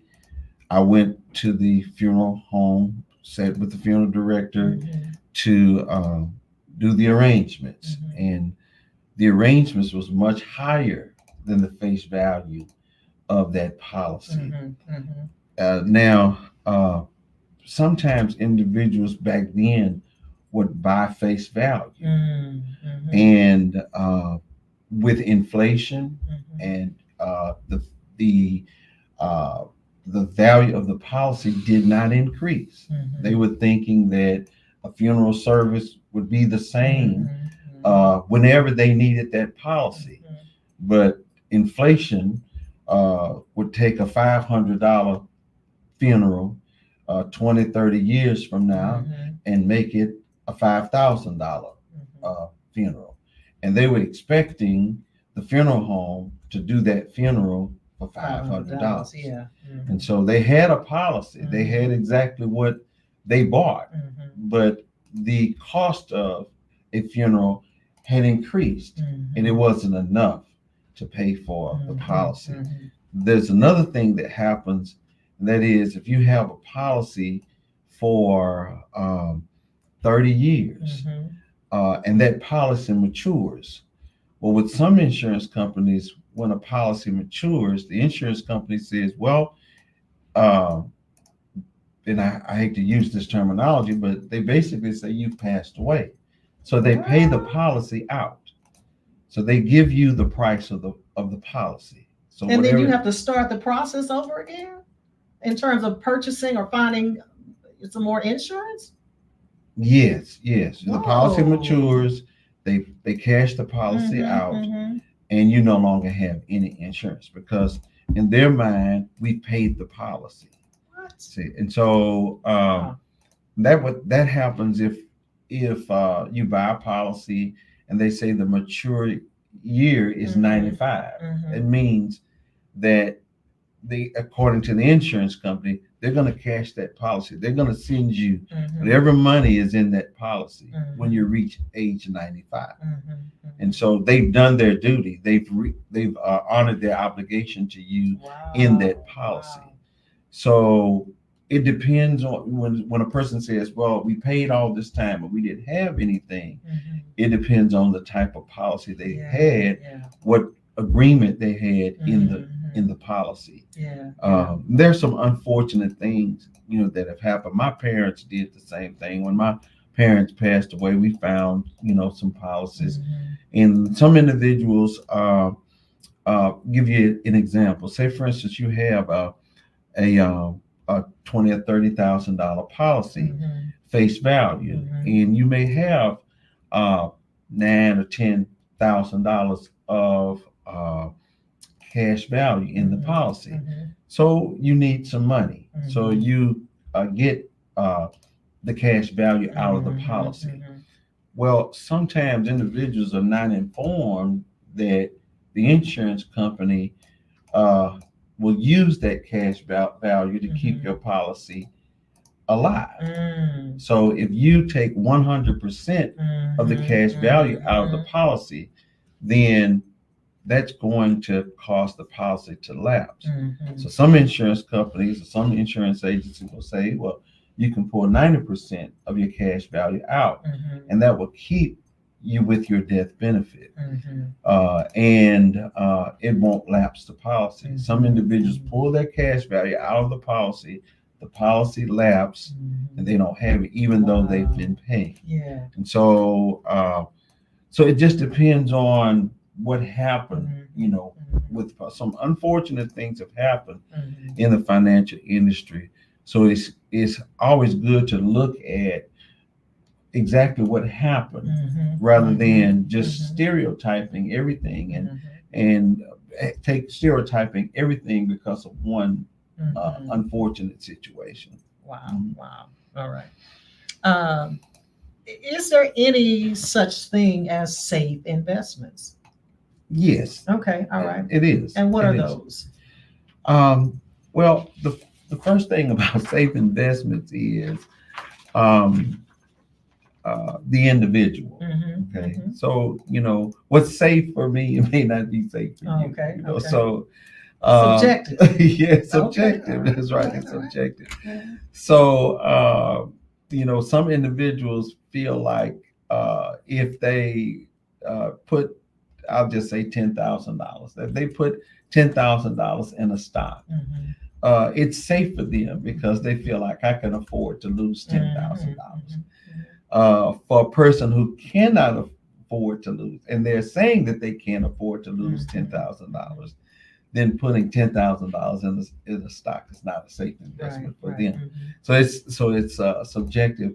But I think what you're asking is there a way to invest your money and not lose your money? Right. And there is one instrument that I say it's one instrument, but it's actually two instruments that I know of, and one of them is a fixed annuity. Now I know that this is I'm a financial representative for Martin Woodman, and I do have this product. But this product is a product that guarantees you in writing that whatever money you put into this product, you can get it out. Oh, okay. And I have this product, so I have the paperwork of my own, and so I know it's true. It's backed by the company. There are insurance policies that you can and some individuals look at insurance as something that is designed for your beneficiary when you pass away. Yeah, that's But insurance is used for many things when a person is alive. And so there is one policy in particular that you can put money into. So say, for instance, you buy this policy. Now you have to qualify for this policy. This is not a guaranteed issue policy. There's some levels of this policy that does not require a health exam. But when you get into the higher face values of this policy, they're going to want to examine you and make sure that what your condition is before they say that they're going to insure you. But you can put money into this policy and you can pull money out of this policy, and the money grows at a great interest rate. And the interest rate is not predicated upon the stock market. This interest rate is guaranteed by the insurance company. Now, does it have to be in that plan for like 10 years or before you can touch it, or a year before you can touch it? Like if you wanted to make a withdrawal from that? No, it does not. Wow. No, it does not. Okay. No, it does not. There's not a surrender charge period on this policy. There's not. You can put money into it. You can pull money out of it. And is there a minimum to start something like that? Yes. Okay. The minimum face value is $25,000. Okay. Minimum face value is $25,000. A person up to 70 can qualify for this policy. Okay. And what is and I know it fluctuates, but what is like the norm for the interest rate on that? The last I checked, it was 4.95%. Wow. Okay. That's pretty decent. That's better than the banks. Yes. Okay. 4.95%. So your fish fries, folks, if you can fry up $25,000, hey, this sounds like a good plan. All right. So Maple, do we have any questions? Yes. Okay. First, I want to go back about, 15, 20 minutes. Miss Shalonda Jones said, "That's my preacher." Miss Shalonda Jones is tuned in. Miss Red Johnson said, "Hello, my Christian brother." Amen. Hello. Red Johnson is the first question. She says, how do government bonds work, or buying gold? How does that work? Okay, so government bonds are instruments. There are two types of instruments. There's debt instruments and there are equity instruments. Equity instruments are instruments where you are investing into a company. Okay. In debt instruments are instruments where you are loaning money to a company, and you're making money by the interest that they are paying you for loaning money to them. So bonds, government bonds, they work the same way. They're debt instruments. And when you buy a government bond, you're buying a debt instrument, and the government is going to pay you a interest rate for allowing them to use your money. Okay. And so,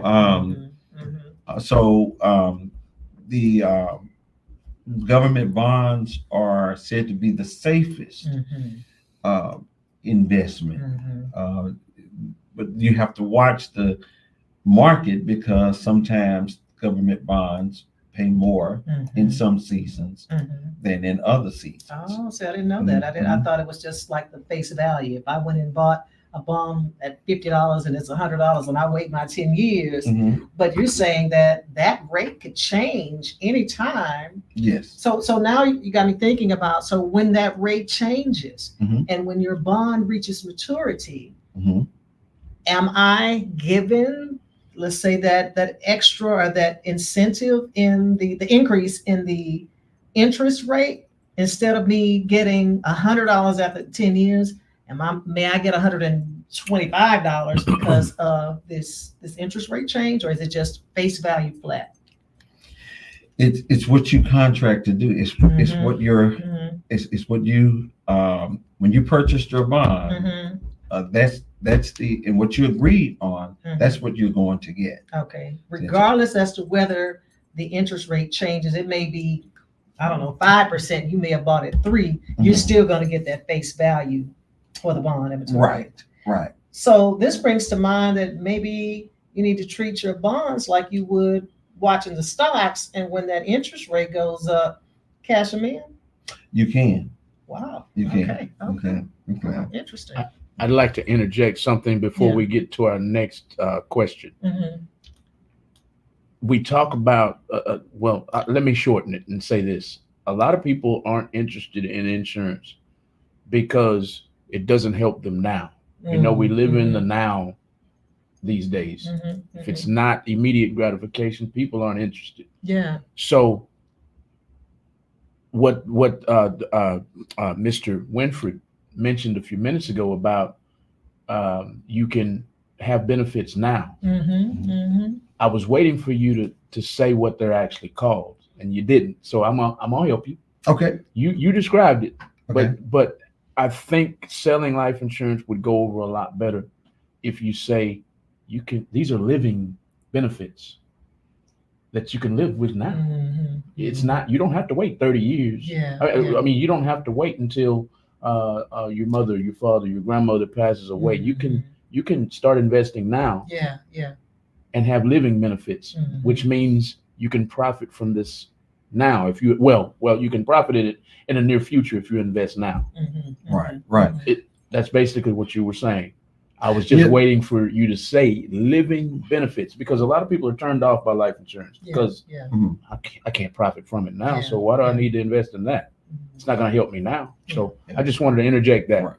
Did you want to say something on it before I got to the next guest? Yes, sir. The living benefits, and what you said is absolutely correct. Living benefits are that's practically every policy that we share has living benefits in it. For example,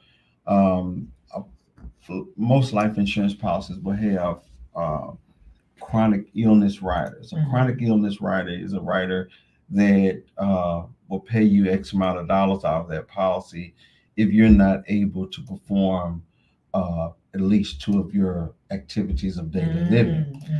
Critical illness rider, terminal illness rider. Those riders, and a lot of insurance companies offer those riders at no cost. And most policies have those riders in there. Also, one thing that I share with individuals is that protection is good to have. What benefit does life insurance provide me? It provides me with protection. If something happens to me today, how is my family going to live if I'm not present?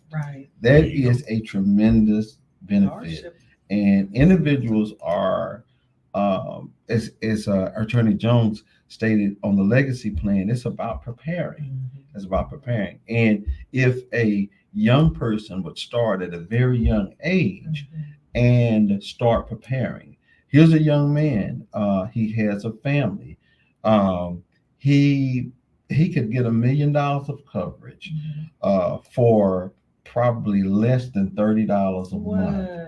And if he's in good health, his health is his best commodity.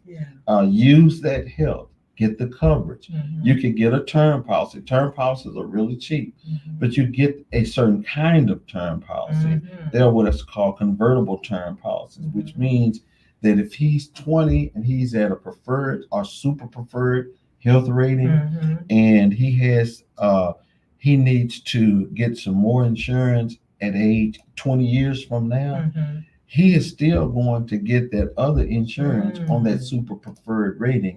He may have, God forbid, a number of health issues, but it doesn't matter. Yeah. because he's gotten convertible term. Wow. And that's all comes from planning, Yeah, for yeah. the future. So your health, greatest benefit. Mhm. Your age is a great benefit Mhm, mhm. for you to plan for the future. Yeah. And there's another part of the benefit that Malcolm mentioned, and that is retiring. Mhm.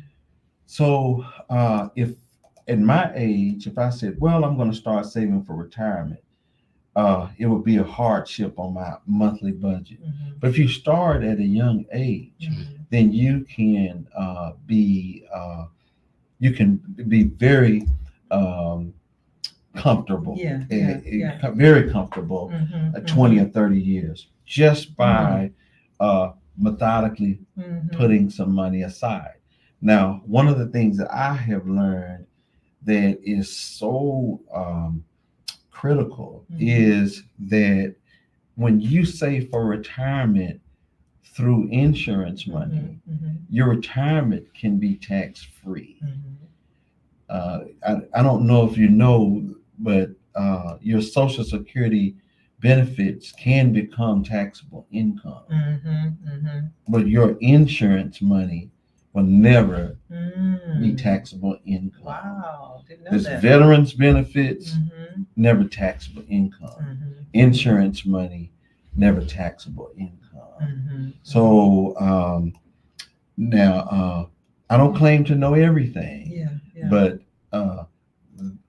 that is a benefit. Mhm. You started young, saving for retirement.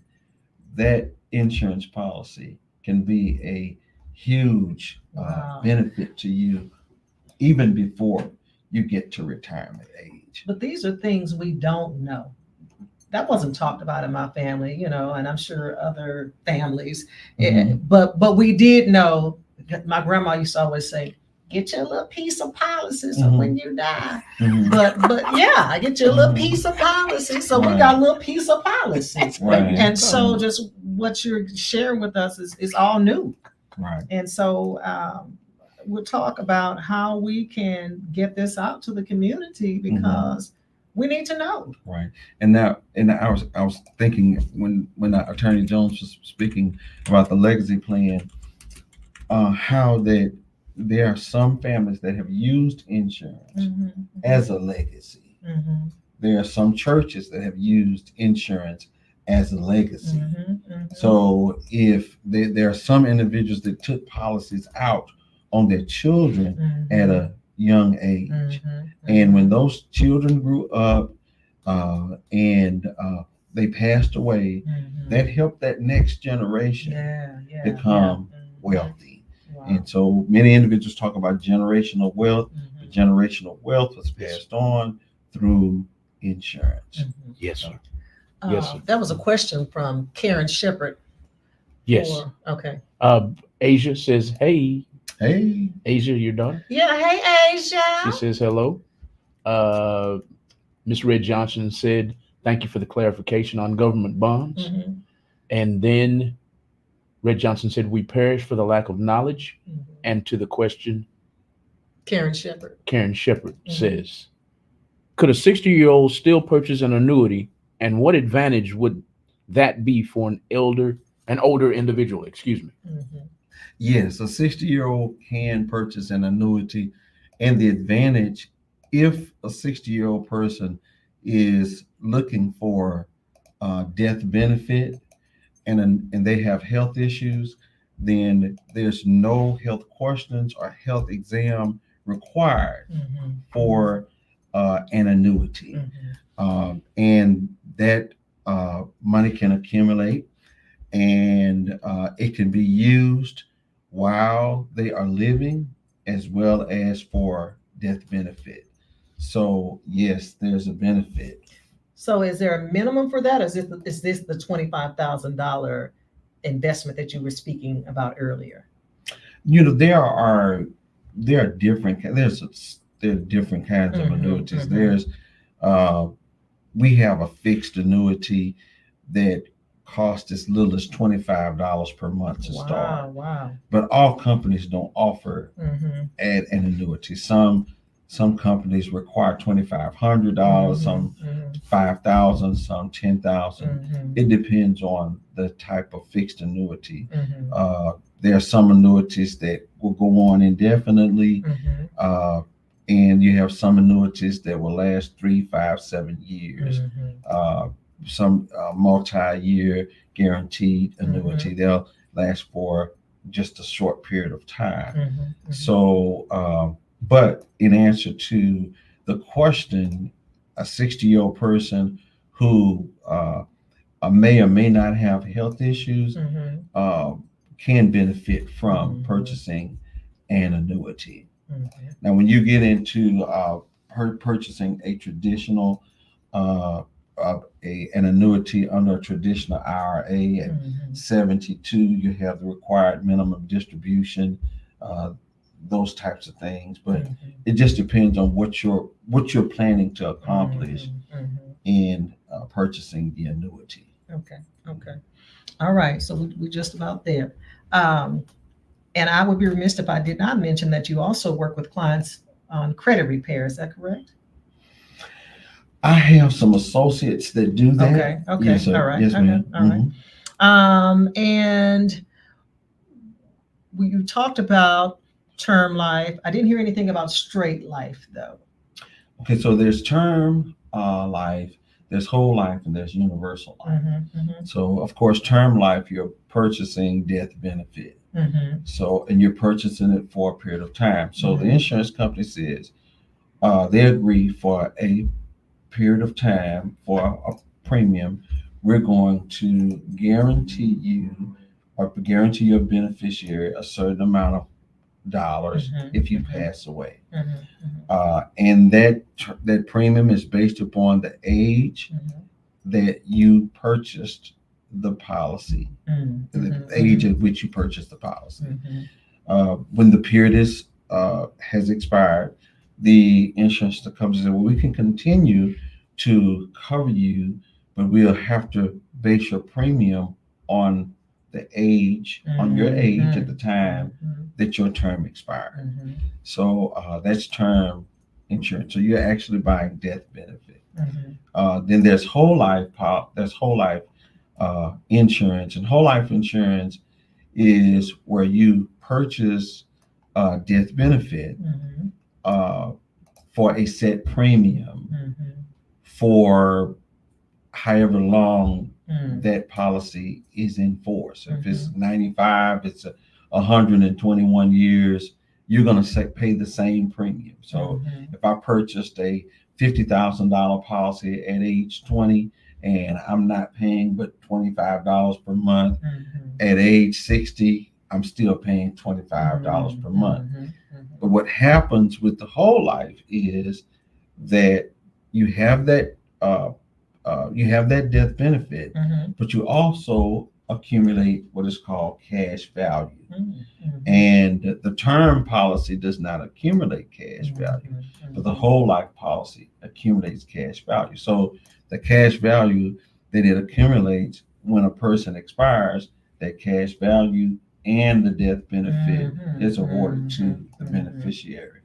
So the whole life policy is the premium can be smaller. Premium can be smaller, and it can have a smaller death benefit because of the cost of whole life versus the cost of term. So term is normally cheaper because the person is buying death benefit. The whole life is more expensive because of the cost to the insurance company to provide you with that policy. That's right. And then there's universal life insurance. And speaking in terms where everybody can understand it, universal life insurance is basically a term policy that earns cash value. Wow. So what happens with universal life is that you buy a certain amount of death benefit, and that death benefit earns cash value. Your premium will stay the same, But when you get older, Mhm. the amount of cash value is going to be applied to the cost of insurance. Gotcha. Because the term policy, the premium is going to continue to go up. Mhm. So you're going to pay on a term policy, you're going to pay that higher premium. Mhm. With the universal life policy, you're going to get older, the Mhm. premium is going to go up, but that amount that it goes up is deducted from the cash value. Mhm. So when you look at your illustration on a universal life policy, Mhm. you'll see that when you first purchase the policy, you'll come out the first year with cash value, Wow. and it'll go up depending on the term of the policy, Mhm. and then it'll reach a peak, Mhm. and then that cash value Start to decline. starts to decline. Yeah. Yeah. You still have your death benefit, Yeah. but what's happening is that cash value is covering the Mhm. increase of Mhm. the premium. Oh wow. Okay. Now, what a lot of individuals do with the universal life policy is they'll continue to put money Mhm. in that cash value because that cash value is earning at a certain Wow. interest Wow. rate. Okay. Okay. So they'll use that Mhm. universal life policy as a savings. Mhm. Oh wow. And Okay. and so sometimes the amount in it just it becomes astronomical. Wow. But if you just use it, just paying one premium, Mhm. then it's going to have that peak, and then it's Yeah. Yeah. Good Okay. doctor. Yes. Since y'all brought up universal life, I have a question from Miss Kimberly Bryant on YouTube. Miss Kimberly Bryant's question is, can you please talk about IUL, Index Universal Life, and Whole Life? And can you touch on underwriter? Okay. All right. So the IUL, as you stated, Index Universal Life. So you have the cash value that's accumulating. The cash value that's accumulating in the Index Universal Life is going to accumulate based upon the movement of the stock index. So I'll just use one, the S&P 500. Okay, so the S&P 500, it's you can find its ratings daily. So if the S&P 500, the whole index goes up. So it may be hundreds of stocks in that index, but it takes the overall rise of the index to determine the gain on your cash value in your universal life policy. So it's now you've got some companies that will give you the option to choose various indexes. You've got the S&P 500, you have the Russell, you've got different indexes, and you can say, okay, I want so much in this index, so much in this index. Or you might say, I want so much in a declared interest rate. You have a listing of indexes that you can invest in. It sounds like stocks and trades have in there. Okay. Right. But it's using the actual index rather than you picking a stock. And so now just on a universal life policy, the insurance company is guaranteeing you an interest rate. The index universal life policy, the insurance company is using the movement of the index in order to determine the movement of your money. As far as whole life is concerned, the whole life cash value is determined by the insurance company. It is what the insurance company is providing, and insurance companies are profitable. And so if the insurance company is being profitable, that profitability many times is reflected in the cash value that it gives on its policies. But the insurance company determines the growth of the cash value on a whole life policy. As far as underwriting is concerned, there are different levels of underwriting The guaranteed issue policies. I know that there's some carriers that advertise every day, all day, guaranteed issue life insurance, and the guaranteed issue does not require any health questions, doesn't require a health exam.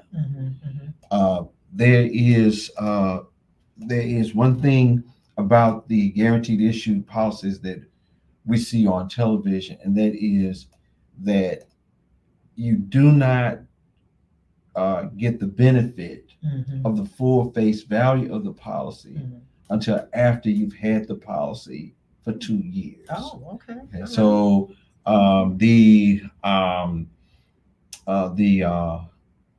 policy does not pay the full face value immediately. And another thing to remember, and I was in this discussion just not too long ago, where an individual says, "Well, I can get $10,000 for $995." So remember that the price of $995 is $995 per $1,000 of insurance. So if you bought $10,000 of insurance, that's $995 times 10. So to think that a person that's over 60 can get a $10,000 policy for $995, that would be phenomenal. But that's not what they're actually saying. Okay. That's not what they're actually saying. So guaranteed issue, there's no underwriting. Okay. There's no underwriting. But when you get into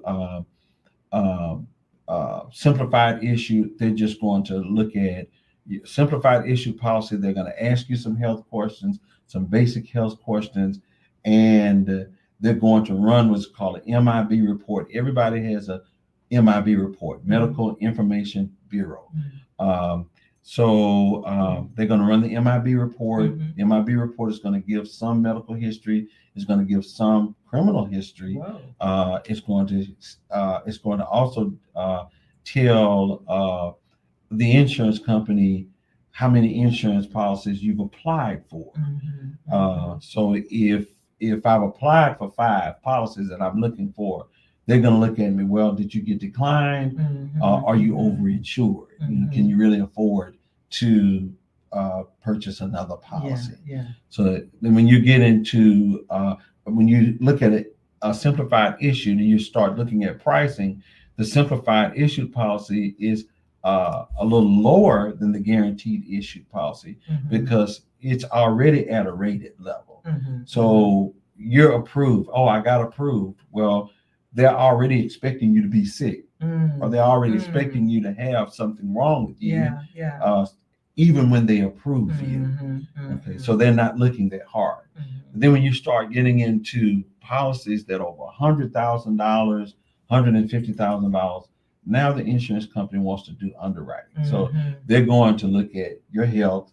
They're going to look at your credit. They're going to look at your criminal history.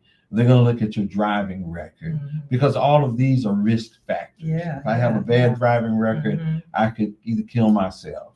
If I have a criminal history, I'm a risk. If I have bad credit, I'm a risk. If I have bad health, I'm a risk. So underwriting, they're looking at risk factors, because what we have to understand is if you buy a $100,000 policy, the insurance company is going to say, when you pay your first premium, we're guaranteeing your beneficiary $100,000. So if your premium is $100 and they're guaranteeing you $100,000, they want to know something about you. That's right.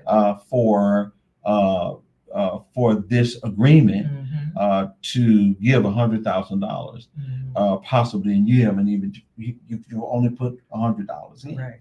And so the question that they ask, don't be alarmed, because all they're doing is assessing risk. How risky is it for me?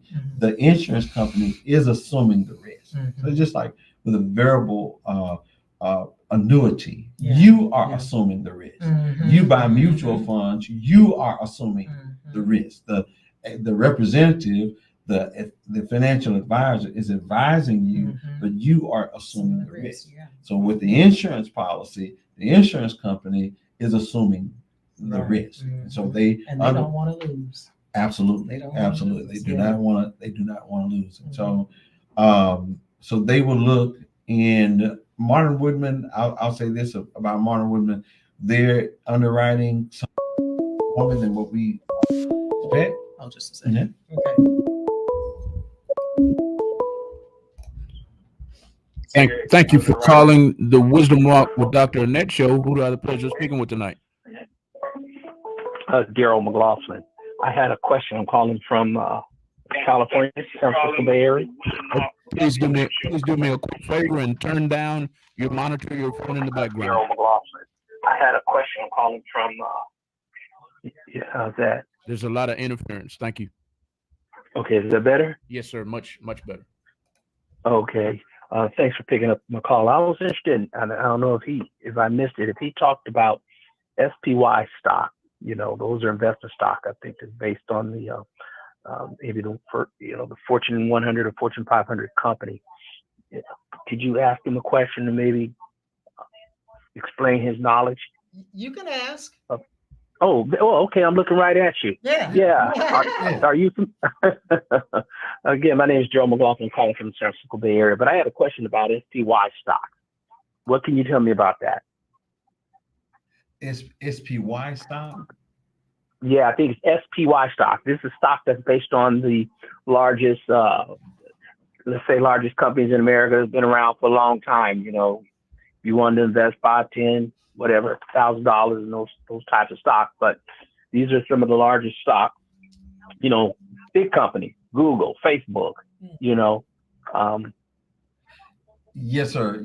Those are called blue chip stocks. And as you stated, they are high volume stocks, and many of them have been around for a number of years. And correct. But now, what exactly are you looking at in regards to knowing about these stocks? Well, for investment purposes, you know, are they high risk, low risk? You know, what do you think, in your opinion, your expertise? Well, it depends upon the time that you are buying.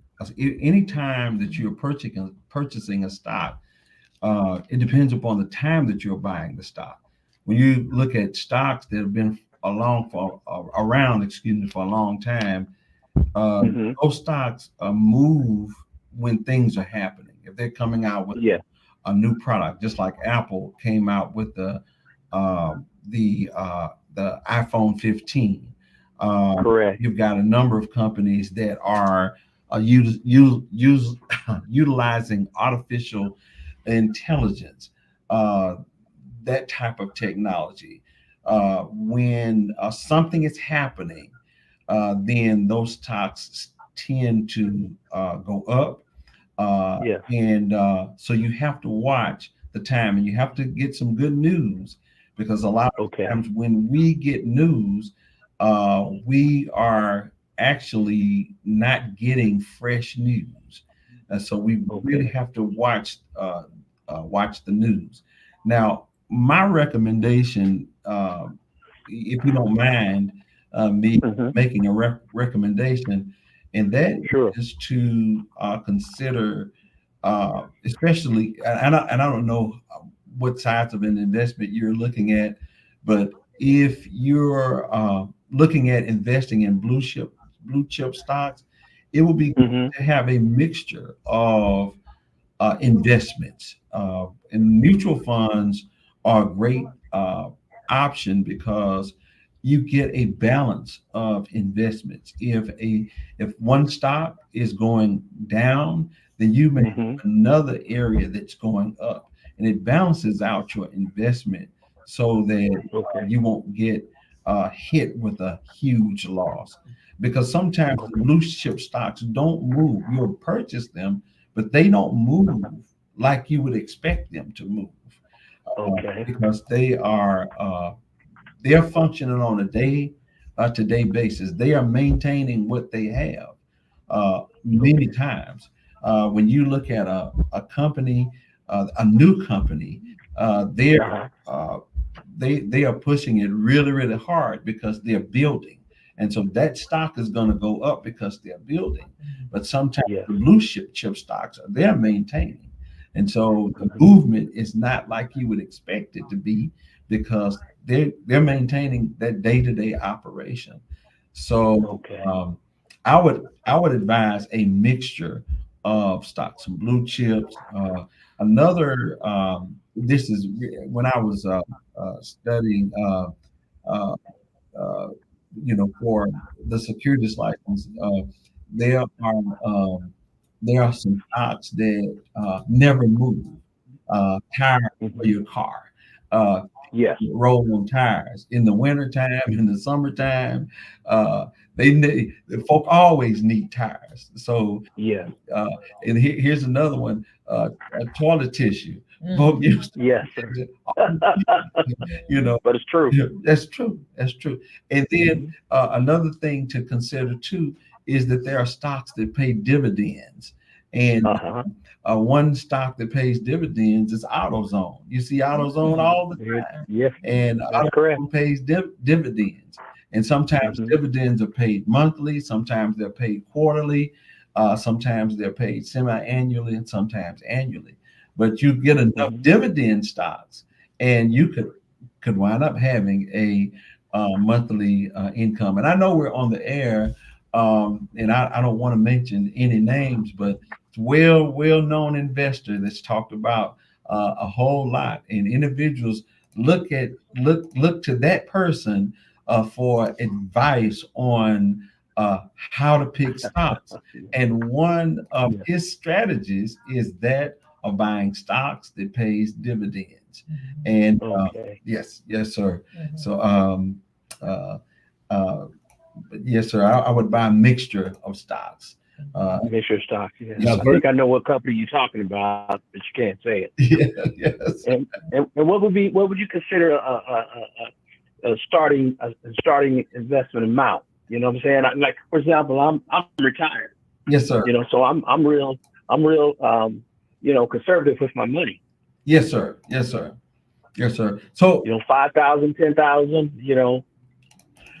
well, well, um, I would first determine my purpose for investing. If you're investing for income, or if you're investing for the future of your family, what is Hmm. my purpose for investing? And then I would also look at the income that I have. Is it adequate for me to take care of my day-to-day expenses?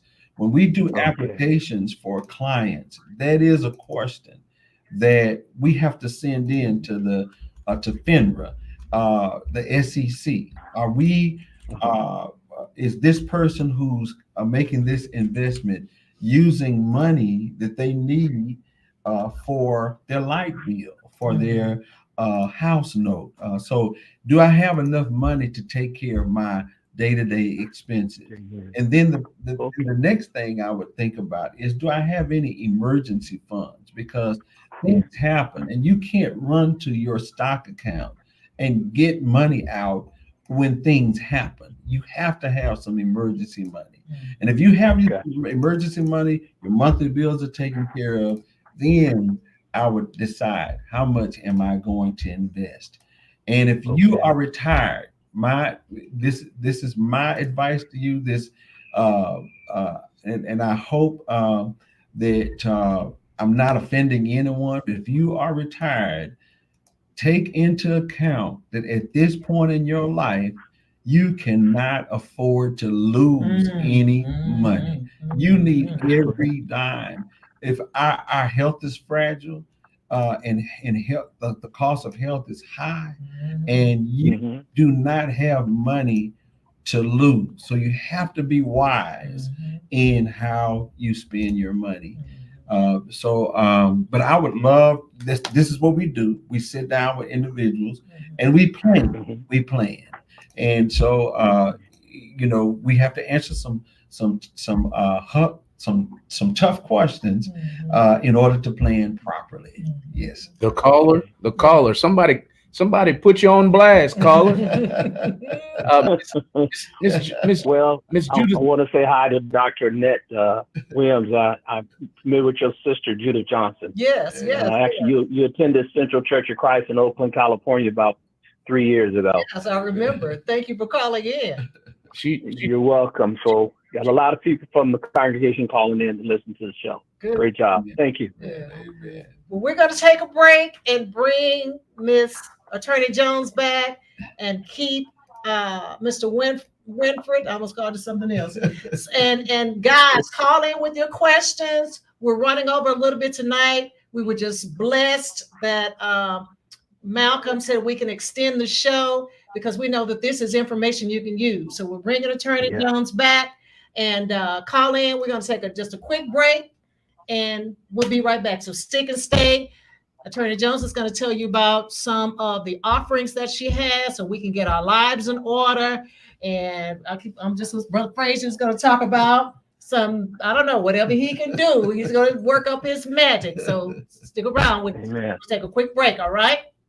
All right. Thank you, Brother Darrell, for calling in. Amen. You're welcome. All right. Bye-bye. Bye-bye. All right, y'all. All right, y'all. Thank you for calling in. Thank you so much for the likes, the shares, the comments. We're going to take a quick break as I put the flyer, the official flyer for this show up on the screen. We're coming down towards the end of the show. But we want you guys to tune right back in after we get done jamming a little bit and get done with our intermission. We're going to be right back on the Wisdom Walk with Dr. Annette show. Right now, we're speaking with this man on the screen right here, Mr. Winfred Frazier. That's his information. He's a financial representative. If you want his information, I'll put it up on the screen momentarily. I might just put it on the bottom of the screen so you can read it as they talk, okay? So we'll be right back on the Wisdom Walk with Dr. Annette show in just a few minutes.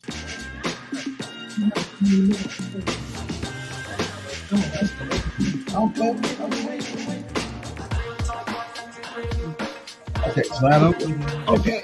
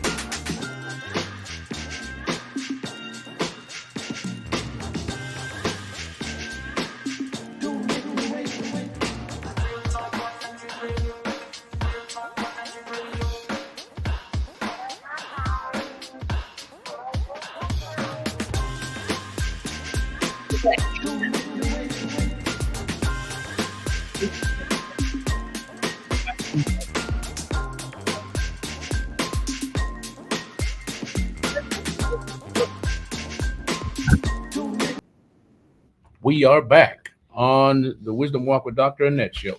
Y'all enjoy the last few minutes of the show. Thanks, guys, for joining us again. We have had a phenomenal show tonight, and we're just so excited to have our guest here. I want you to call in with your questions. This is the time. Don't wait until we're walking out the door and saying, "Oh, I should have asked." So now is the time to call in to ask your questions. But I am going to go to Miss Jones and let her talk about some of the specials that she's offering. You want to take that mic? For you. So we are giving a 30-minute session with one of our attorneys, and maybe me or another attorney with the firm, either in the area of family law or probate. These sessions are usually paid, and a session will be for $450. So we are going to have a free 30-minute session for, I think, the next person that calls in. The next person who calls in, you get a free 30-minute legal consult. But you need to be in Texas. Remember, I'm licensed in Texas now. All right, you snooze, you lose. A free 30-minute legal consult for the next caller. The next caller. And just to clarify, I want they don't even care what kind of conversation. That's what I was about to ask. Welcome to the Wisdom Walk with Dr. Annette show. Who do I have the pleasure of speaking with tonight? This is Shantae Hamlin. Hi, Shantae. Shantae, you have this speed now. Yeah.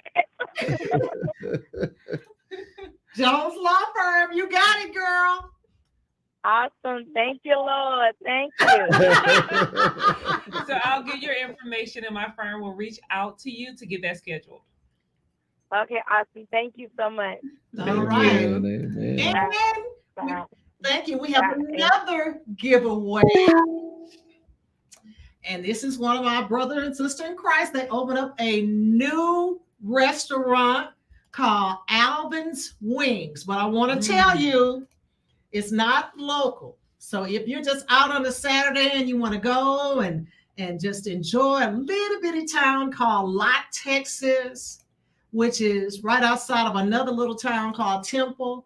It is a beautiful ride, and they've opened up this restaurant, and they are giving away a $20 gift certificate tonight for some of their delicious wings or some of their delicious funnel cakes, you name it. Next caller, $20 gift card to Alvin's Wings.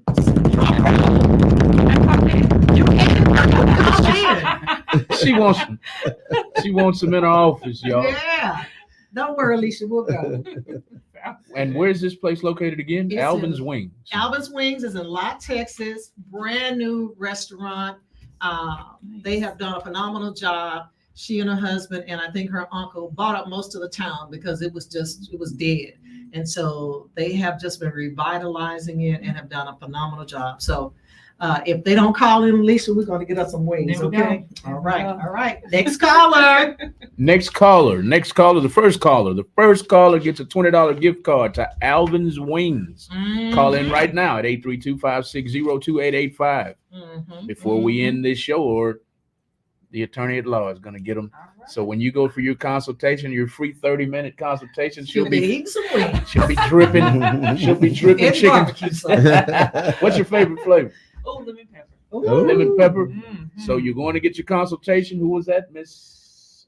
Alvin's Wings. No. The lady. Shantae. Shantae. Mm-hmm. She's going to have lemon pepper dripping everywhere, all over your pen, your paperwork, and everything. But nobody wants chicken wings tonight. Well, that's all right. Well, I want to remind everybody that I still have my. All right. And that better not be Shantae again. Welcome to the Wisdom Walk with Dr. Annette show. Who do I have the pleasure of speaking with tonight? Hi, this is Judith Johnson. Is this a place where I can get some free wings? Wow, that's super loud, isn't it? Sorry. That's all right. No, I thought it was her. Yeah, you have a $20 gift card for the wings. Well, thank you. Maybe you and I can go together. This is your sister. All right. got you covered. All right. Well, thank you so much. Great show tonight, guys. Great show. Thank you. Thank you. I think you have another caller. They hung up. They hung up. Okay. All right. So we have one more. If you are planning a holiday event, yeah, and you don't want to do go ahead. Welcome to the Wisdom Walk with Dr. Annette show. Who do I have the pleasure of speaking with tonight? This is Rosalind coming to the Hi Annette, hi Macca, hi Mr. Fred, and of course, your guest speaker. How y'all doing today? We're doing great. How are you? I'm doing fine. Yes, I would take the ticket off your hand. Well, somebody else called for the wings, and what I was about to do is there's a young lady who has a decorating business, and if you have an event, she's going to give you the tablecloths for free if you rent the seat covers and the sashes from her. So somebody beat you on the wing deal. Oh man, okay. Well, okay. Well, hey, okay. Rent. Yeah, like if you're having, how long would that be? If you're having Thanksgiving at your house and inviting friends over, she will come. Okay. The tablecloths, or you don't have to. We can go eat wings anytime. You know that. Okay. That's fine. No, you just telling somebody because I'm not having Thanksgiving. I'm going somewhere else to eat dinner. Okay. Well, we'll have wings another day. Well, thank you. Y'all have a good night. And I enjoyed the show. Very informative. Very. Thank you. Amen. All right. Take care. All right. Okay, Bye-bye. Alicia. And then you were saying something about the legacy planning. Yes. So for the next week until Black Friday, November 24th, we have a limited amount of spots. Let me say that, limited amount of spots. Right. We are going to do legacy planning. We've created the Get Right package. Okay. Get it right before the new year. Mm-hmm. It will include your will, your medical power of attorney, and your statutory durable power of attorney. For a couple, that cost will only be $975. That cost is usually not less than $3,500. What? For individuals, it will be $675. So all you need to do is email info@ajoneslegal.com or go to social media and say, I want to get right. Send me a DM. I want to get right. Give me the right package. Again, you can email info@ajoneslegal.com. Me and my team actually discussed this. They really want to help. We really want to help some families go into the new year prepared. So there we are. Awesome. Sign me up. And that's real talk. Sign me up, okay? Medical insurance, and I want the package. Amen. Okay? And so I want to help you get right too with your mental health. Mhm. I'm still running my 2-for-1 special. Mhm. So you get 2 sessions for the price of 1. Oh, So nice. get your insurance right, Mhm. get your life right over there, and get your mind right here. Okay? Yes. Get your mind right. Okay, so Brother Frazier, what do you have for us? Well, we do a Money Masters seminar. I have 5 sessions, and anyone who would like to put a group together and do a Money Master seminar. It could be a church group. It could be a family group. It could be a club group. Or if you just want to do an individual session, it doesn't cost anything. All of our planning sessions cost absolutely nothing. We have materials that are professionally printed that you can take with you. All of that is at no cost to you. Mm-hmm. The information is phenomenal. It gives you a lot of things to think about, and you can be encouraged, energized to plan. And all of the things that Attorney Jones is sharing, all the things that Dr. Williams is sharing goes into this whole package, mastering our money, mastering our legal position, and mastering our mental state. But Money Masters, you're welcome to it. Just use the information on my business card to contact me, and we will plan for that event for you. Okay. All right. You guys heard that. Get your life right. Stop buying all these Louis bags and high-priced tennis shoes and invest in your future. Yes. It's the Amen. truth, right? Okay. Amen. All right. I want to thank you guys again for being on the show tonight. And again, Malcolm, thank you for allowing us to go over. If you have any last minute questions, now is the time to call in because we're getting ready to wrap up. But I have to do something very special tonight before we depart. It is Malcolm's birthday. Mm-hmm. And his significant other texted me the other day to let me know that she was bringing custom cupcakes. Ooh. My. For us to share. But Brother Malcolm asked me something a week ago. He said, I didn't know that you sang until Donna Franklin said it on the show. Right. Okay. So I have my rendition of Stevie Wonder's Happy Birthday that I want to do. I can't wait to hear this. Okay. Can I record it? You can record it if you want to. Okay. Hold on. I'm recording too. I have to get my voice right. Let me get a drink of water. I'm special. Thank you, Lisa. Thank Uh-huh. you. She's out in the parking lot listening, and I'm in trouble because we're supposed to be out to eat right now. Oh, I'm in trouble. sorry, Lisa. So Just a few more minutes. we're Okay. gonna Are hear we ready? we're gonna hear a rendition of Stevie Wonder's "Happy Birthday to Me." All right. Happy birthday to you. Happy birthday to you. Happy birthday. Happy birthday to you. Happy birthday to you. Happy birthday. Happy birthday, Mel. Thank you. Thank you. Happy But- birthday! It gets better. Uh-oh. It gets better. So Malcolm shared with us last week during our adoption show that he is looking for his birth family. Okay. Wow. And I told him last week, I said, on Monday, I'm going to send you the forms that you can complete to start this journey. And so I sent him the forms to get his birth records. And he said he started filling those out. So you're going to need to put the phone down for this one. And so I want to continue helping you with your birth family search. And so if you don't mind, there's something in that envelope for you. And I want you to just share it if you don't mind.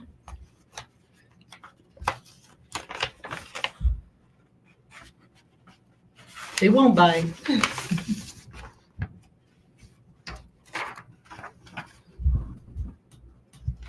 It's a letter from Ancestry.com. Oh. It says, "Happy birthday, Malcolm Jackson. To help you in your adoption journey, Dr. Annette Williams has purchased an Ancestry DNA kit for you." Wow. The kit will arrive in the next 3 weeks and will be delivered to the Cypress Creek Parkway address under the name of Annette Johnson Williams. When it arrives, open it as by this time Dr. Williams will be basking in the sun in Europe. LOL. Dr. Williams hopes that this will bring you one step closer to learning more about your birth family and ancestry. God bless you. From Dr. Annette. Thank you, good doctor. That's why I call her the good doctor. Nice. I don't hardly ever call her Dr. Annette. I call her the good doctor. That's a letter from Ancestry.com. And I was ready to cry because I thought it was going to say, "We have found your parents." Yeah, I was like, wow, okay, I'm scared to read this, but thank you. That's a great birthday present. Thank you. Amen. Amen. Thank Amen. Amen. Thank you. Thank you. Before we close, shout out again to Louis Avery Paparazzi Jewelry for providing the jewelry that you guys see me wearing every week. You can find her. If you go to Paparazzi, just Google in or Facebook Betty Avery and she'll pop up. Also, a shout out to Carmelita Allen, who provides the Mary Kay. She hooked me up with cosmetics. She's still running her 15% off sale for anything that you purchase during the holidays. Lois is still running her free piece of jewelry if you join or sign up for her mail out, etc. And also Hair by Asia. I'm wearing my natural locks this week, no wig, but Asia does the hair. She's always on point. Another shout out to Aguirre Fields for providing us with Elmo tonight. And we have, what's the name, Malcolm? I don't see the paper. Care for Givers. Care for Givers that provided the bunny rabbit that I showed you all earlier. And again, today is National Adoption Day. And we just thank you guys so much for joining us. We just appreciate you. Any final thoughts, final words before we head out of here? Plan for life. Yeah, plan for life. There we go. Okay. There we go. All right. Well, that does it for me. Oh, wait. Next Friday night, Loganitis Gym, 6:15 p.m. We have 3 individuals who will help us prepare for the new year by getting us in shape. We have Logan Johnson, who is a former Seattle Seahawks player who's opened up this gym. He's going to be working some folks out. So if you want to join us next Friday, you have to be at the gym and ready to go at 5:45. I said it last week, don't show up naked because you will be turned away. So you put on some sweatpants and a sweatshirt. You're not coming in there to catch or whatever. We're not that kind of show.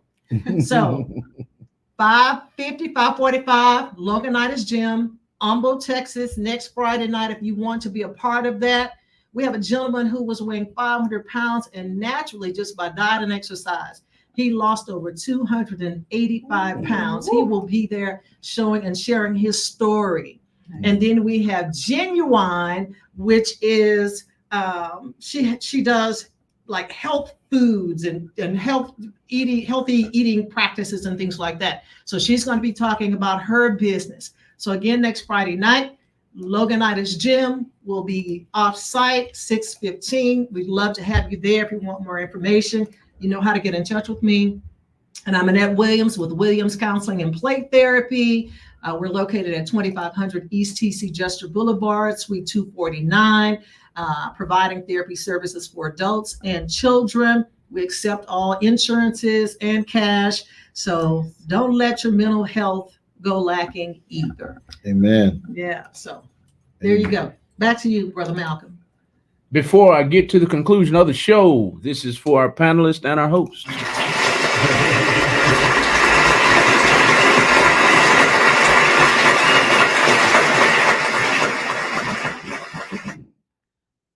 And to the good doctor, another great show. It's up and down the timeline here. Great show, great information, great show, great information. I heard it. I read it at least 15 times here, maybe 10 or 12 times here. And great information. As usual, you do not disappoint. The panel, thank y'all for coming tonight. Y'all did not disappoint none whatsoever. Thank y'all for coming and thank you for coming and educating our listening audience. Y'all are awesome. Thank you. Thank you. That was another edition, everybody, of the Wisdom Walk with Dr. Annette show. We want y'all to tune in. Tune in for more great information every Friday night from 6:15 to 8:15 p.m. All you have to do is read this flyer and get all the information. There it is right there. That's what we talked about tonight. If you're tuning in late, that's what the show was about. At the top of the screen right there, insurance, annuities, investments, child custody, divorces, legacy planning, putting your house in order. All of it was discussed. Their information is up on the screen. I've posted their websites. I've posted their addresses, their phone numbers. All the information is here for you. If you are interested in anything on the screen, tune in every Friday night from 6:15 to 8:15 to the Wisdom Walk with Dr. Annette show, live on Real Talk 100 Radio. And as we close tonight on our jingle, I'm going to put all of the panelists' information on the screen so you'll know where to go for good chicken wings. I can't wait to get out there in the country. For good legal representation. I had to throw something silly in there. For good legal representation, for anything above on the screen, for legacy planning, for divorces, custody hearings, investments, annuities, That's what the pastor talked about. Mr. Winfred Frazier talked quite a bit. I put his information up on the screen too. So all you have to do is scroll back. I will put it up on the screen again, but their websites are all over this panel, all over this comment feed. Just go back in the comments, click on their websites, and support businesses. That's what we do here at Real Talk 100 Radio. Good night, everybody. Enjoy our jingle and enjoy.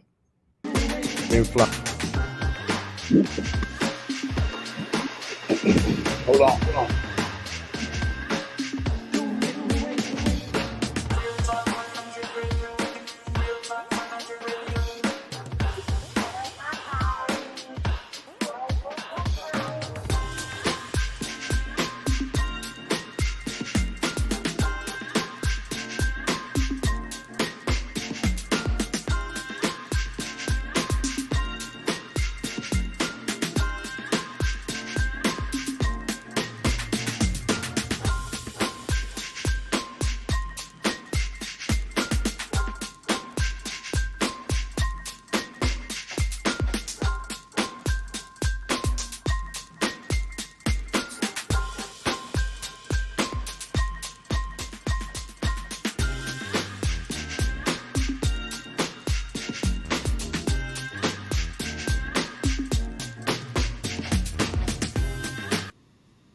All right. Good night, everybody. From Miss Elisa Jones of Jones Legal. Good night, everybody, from Dr. Annette Williams.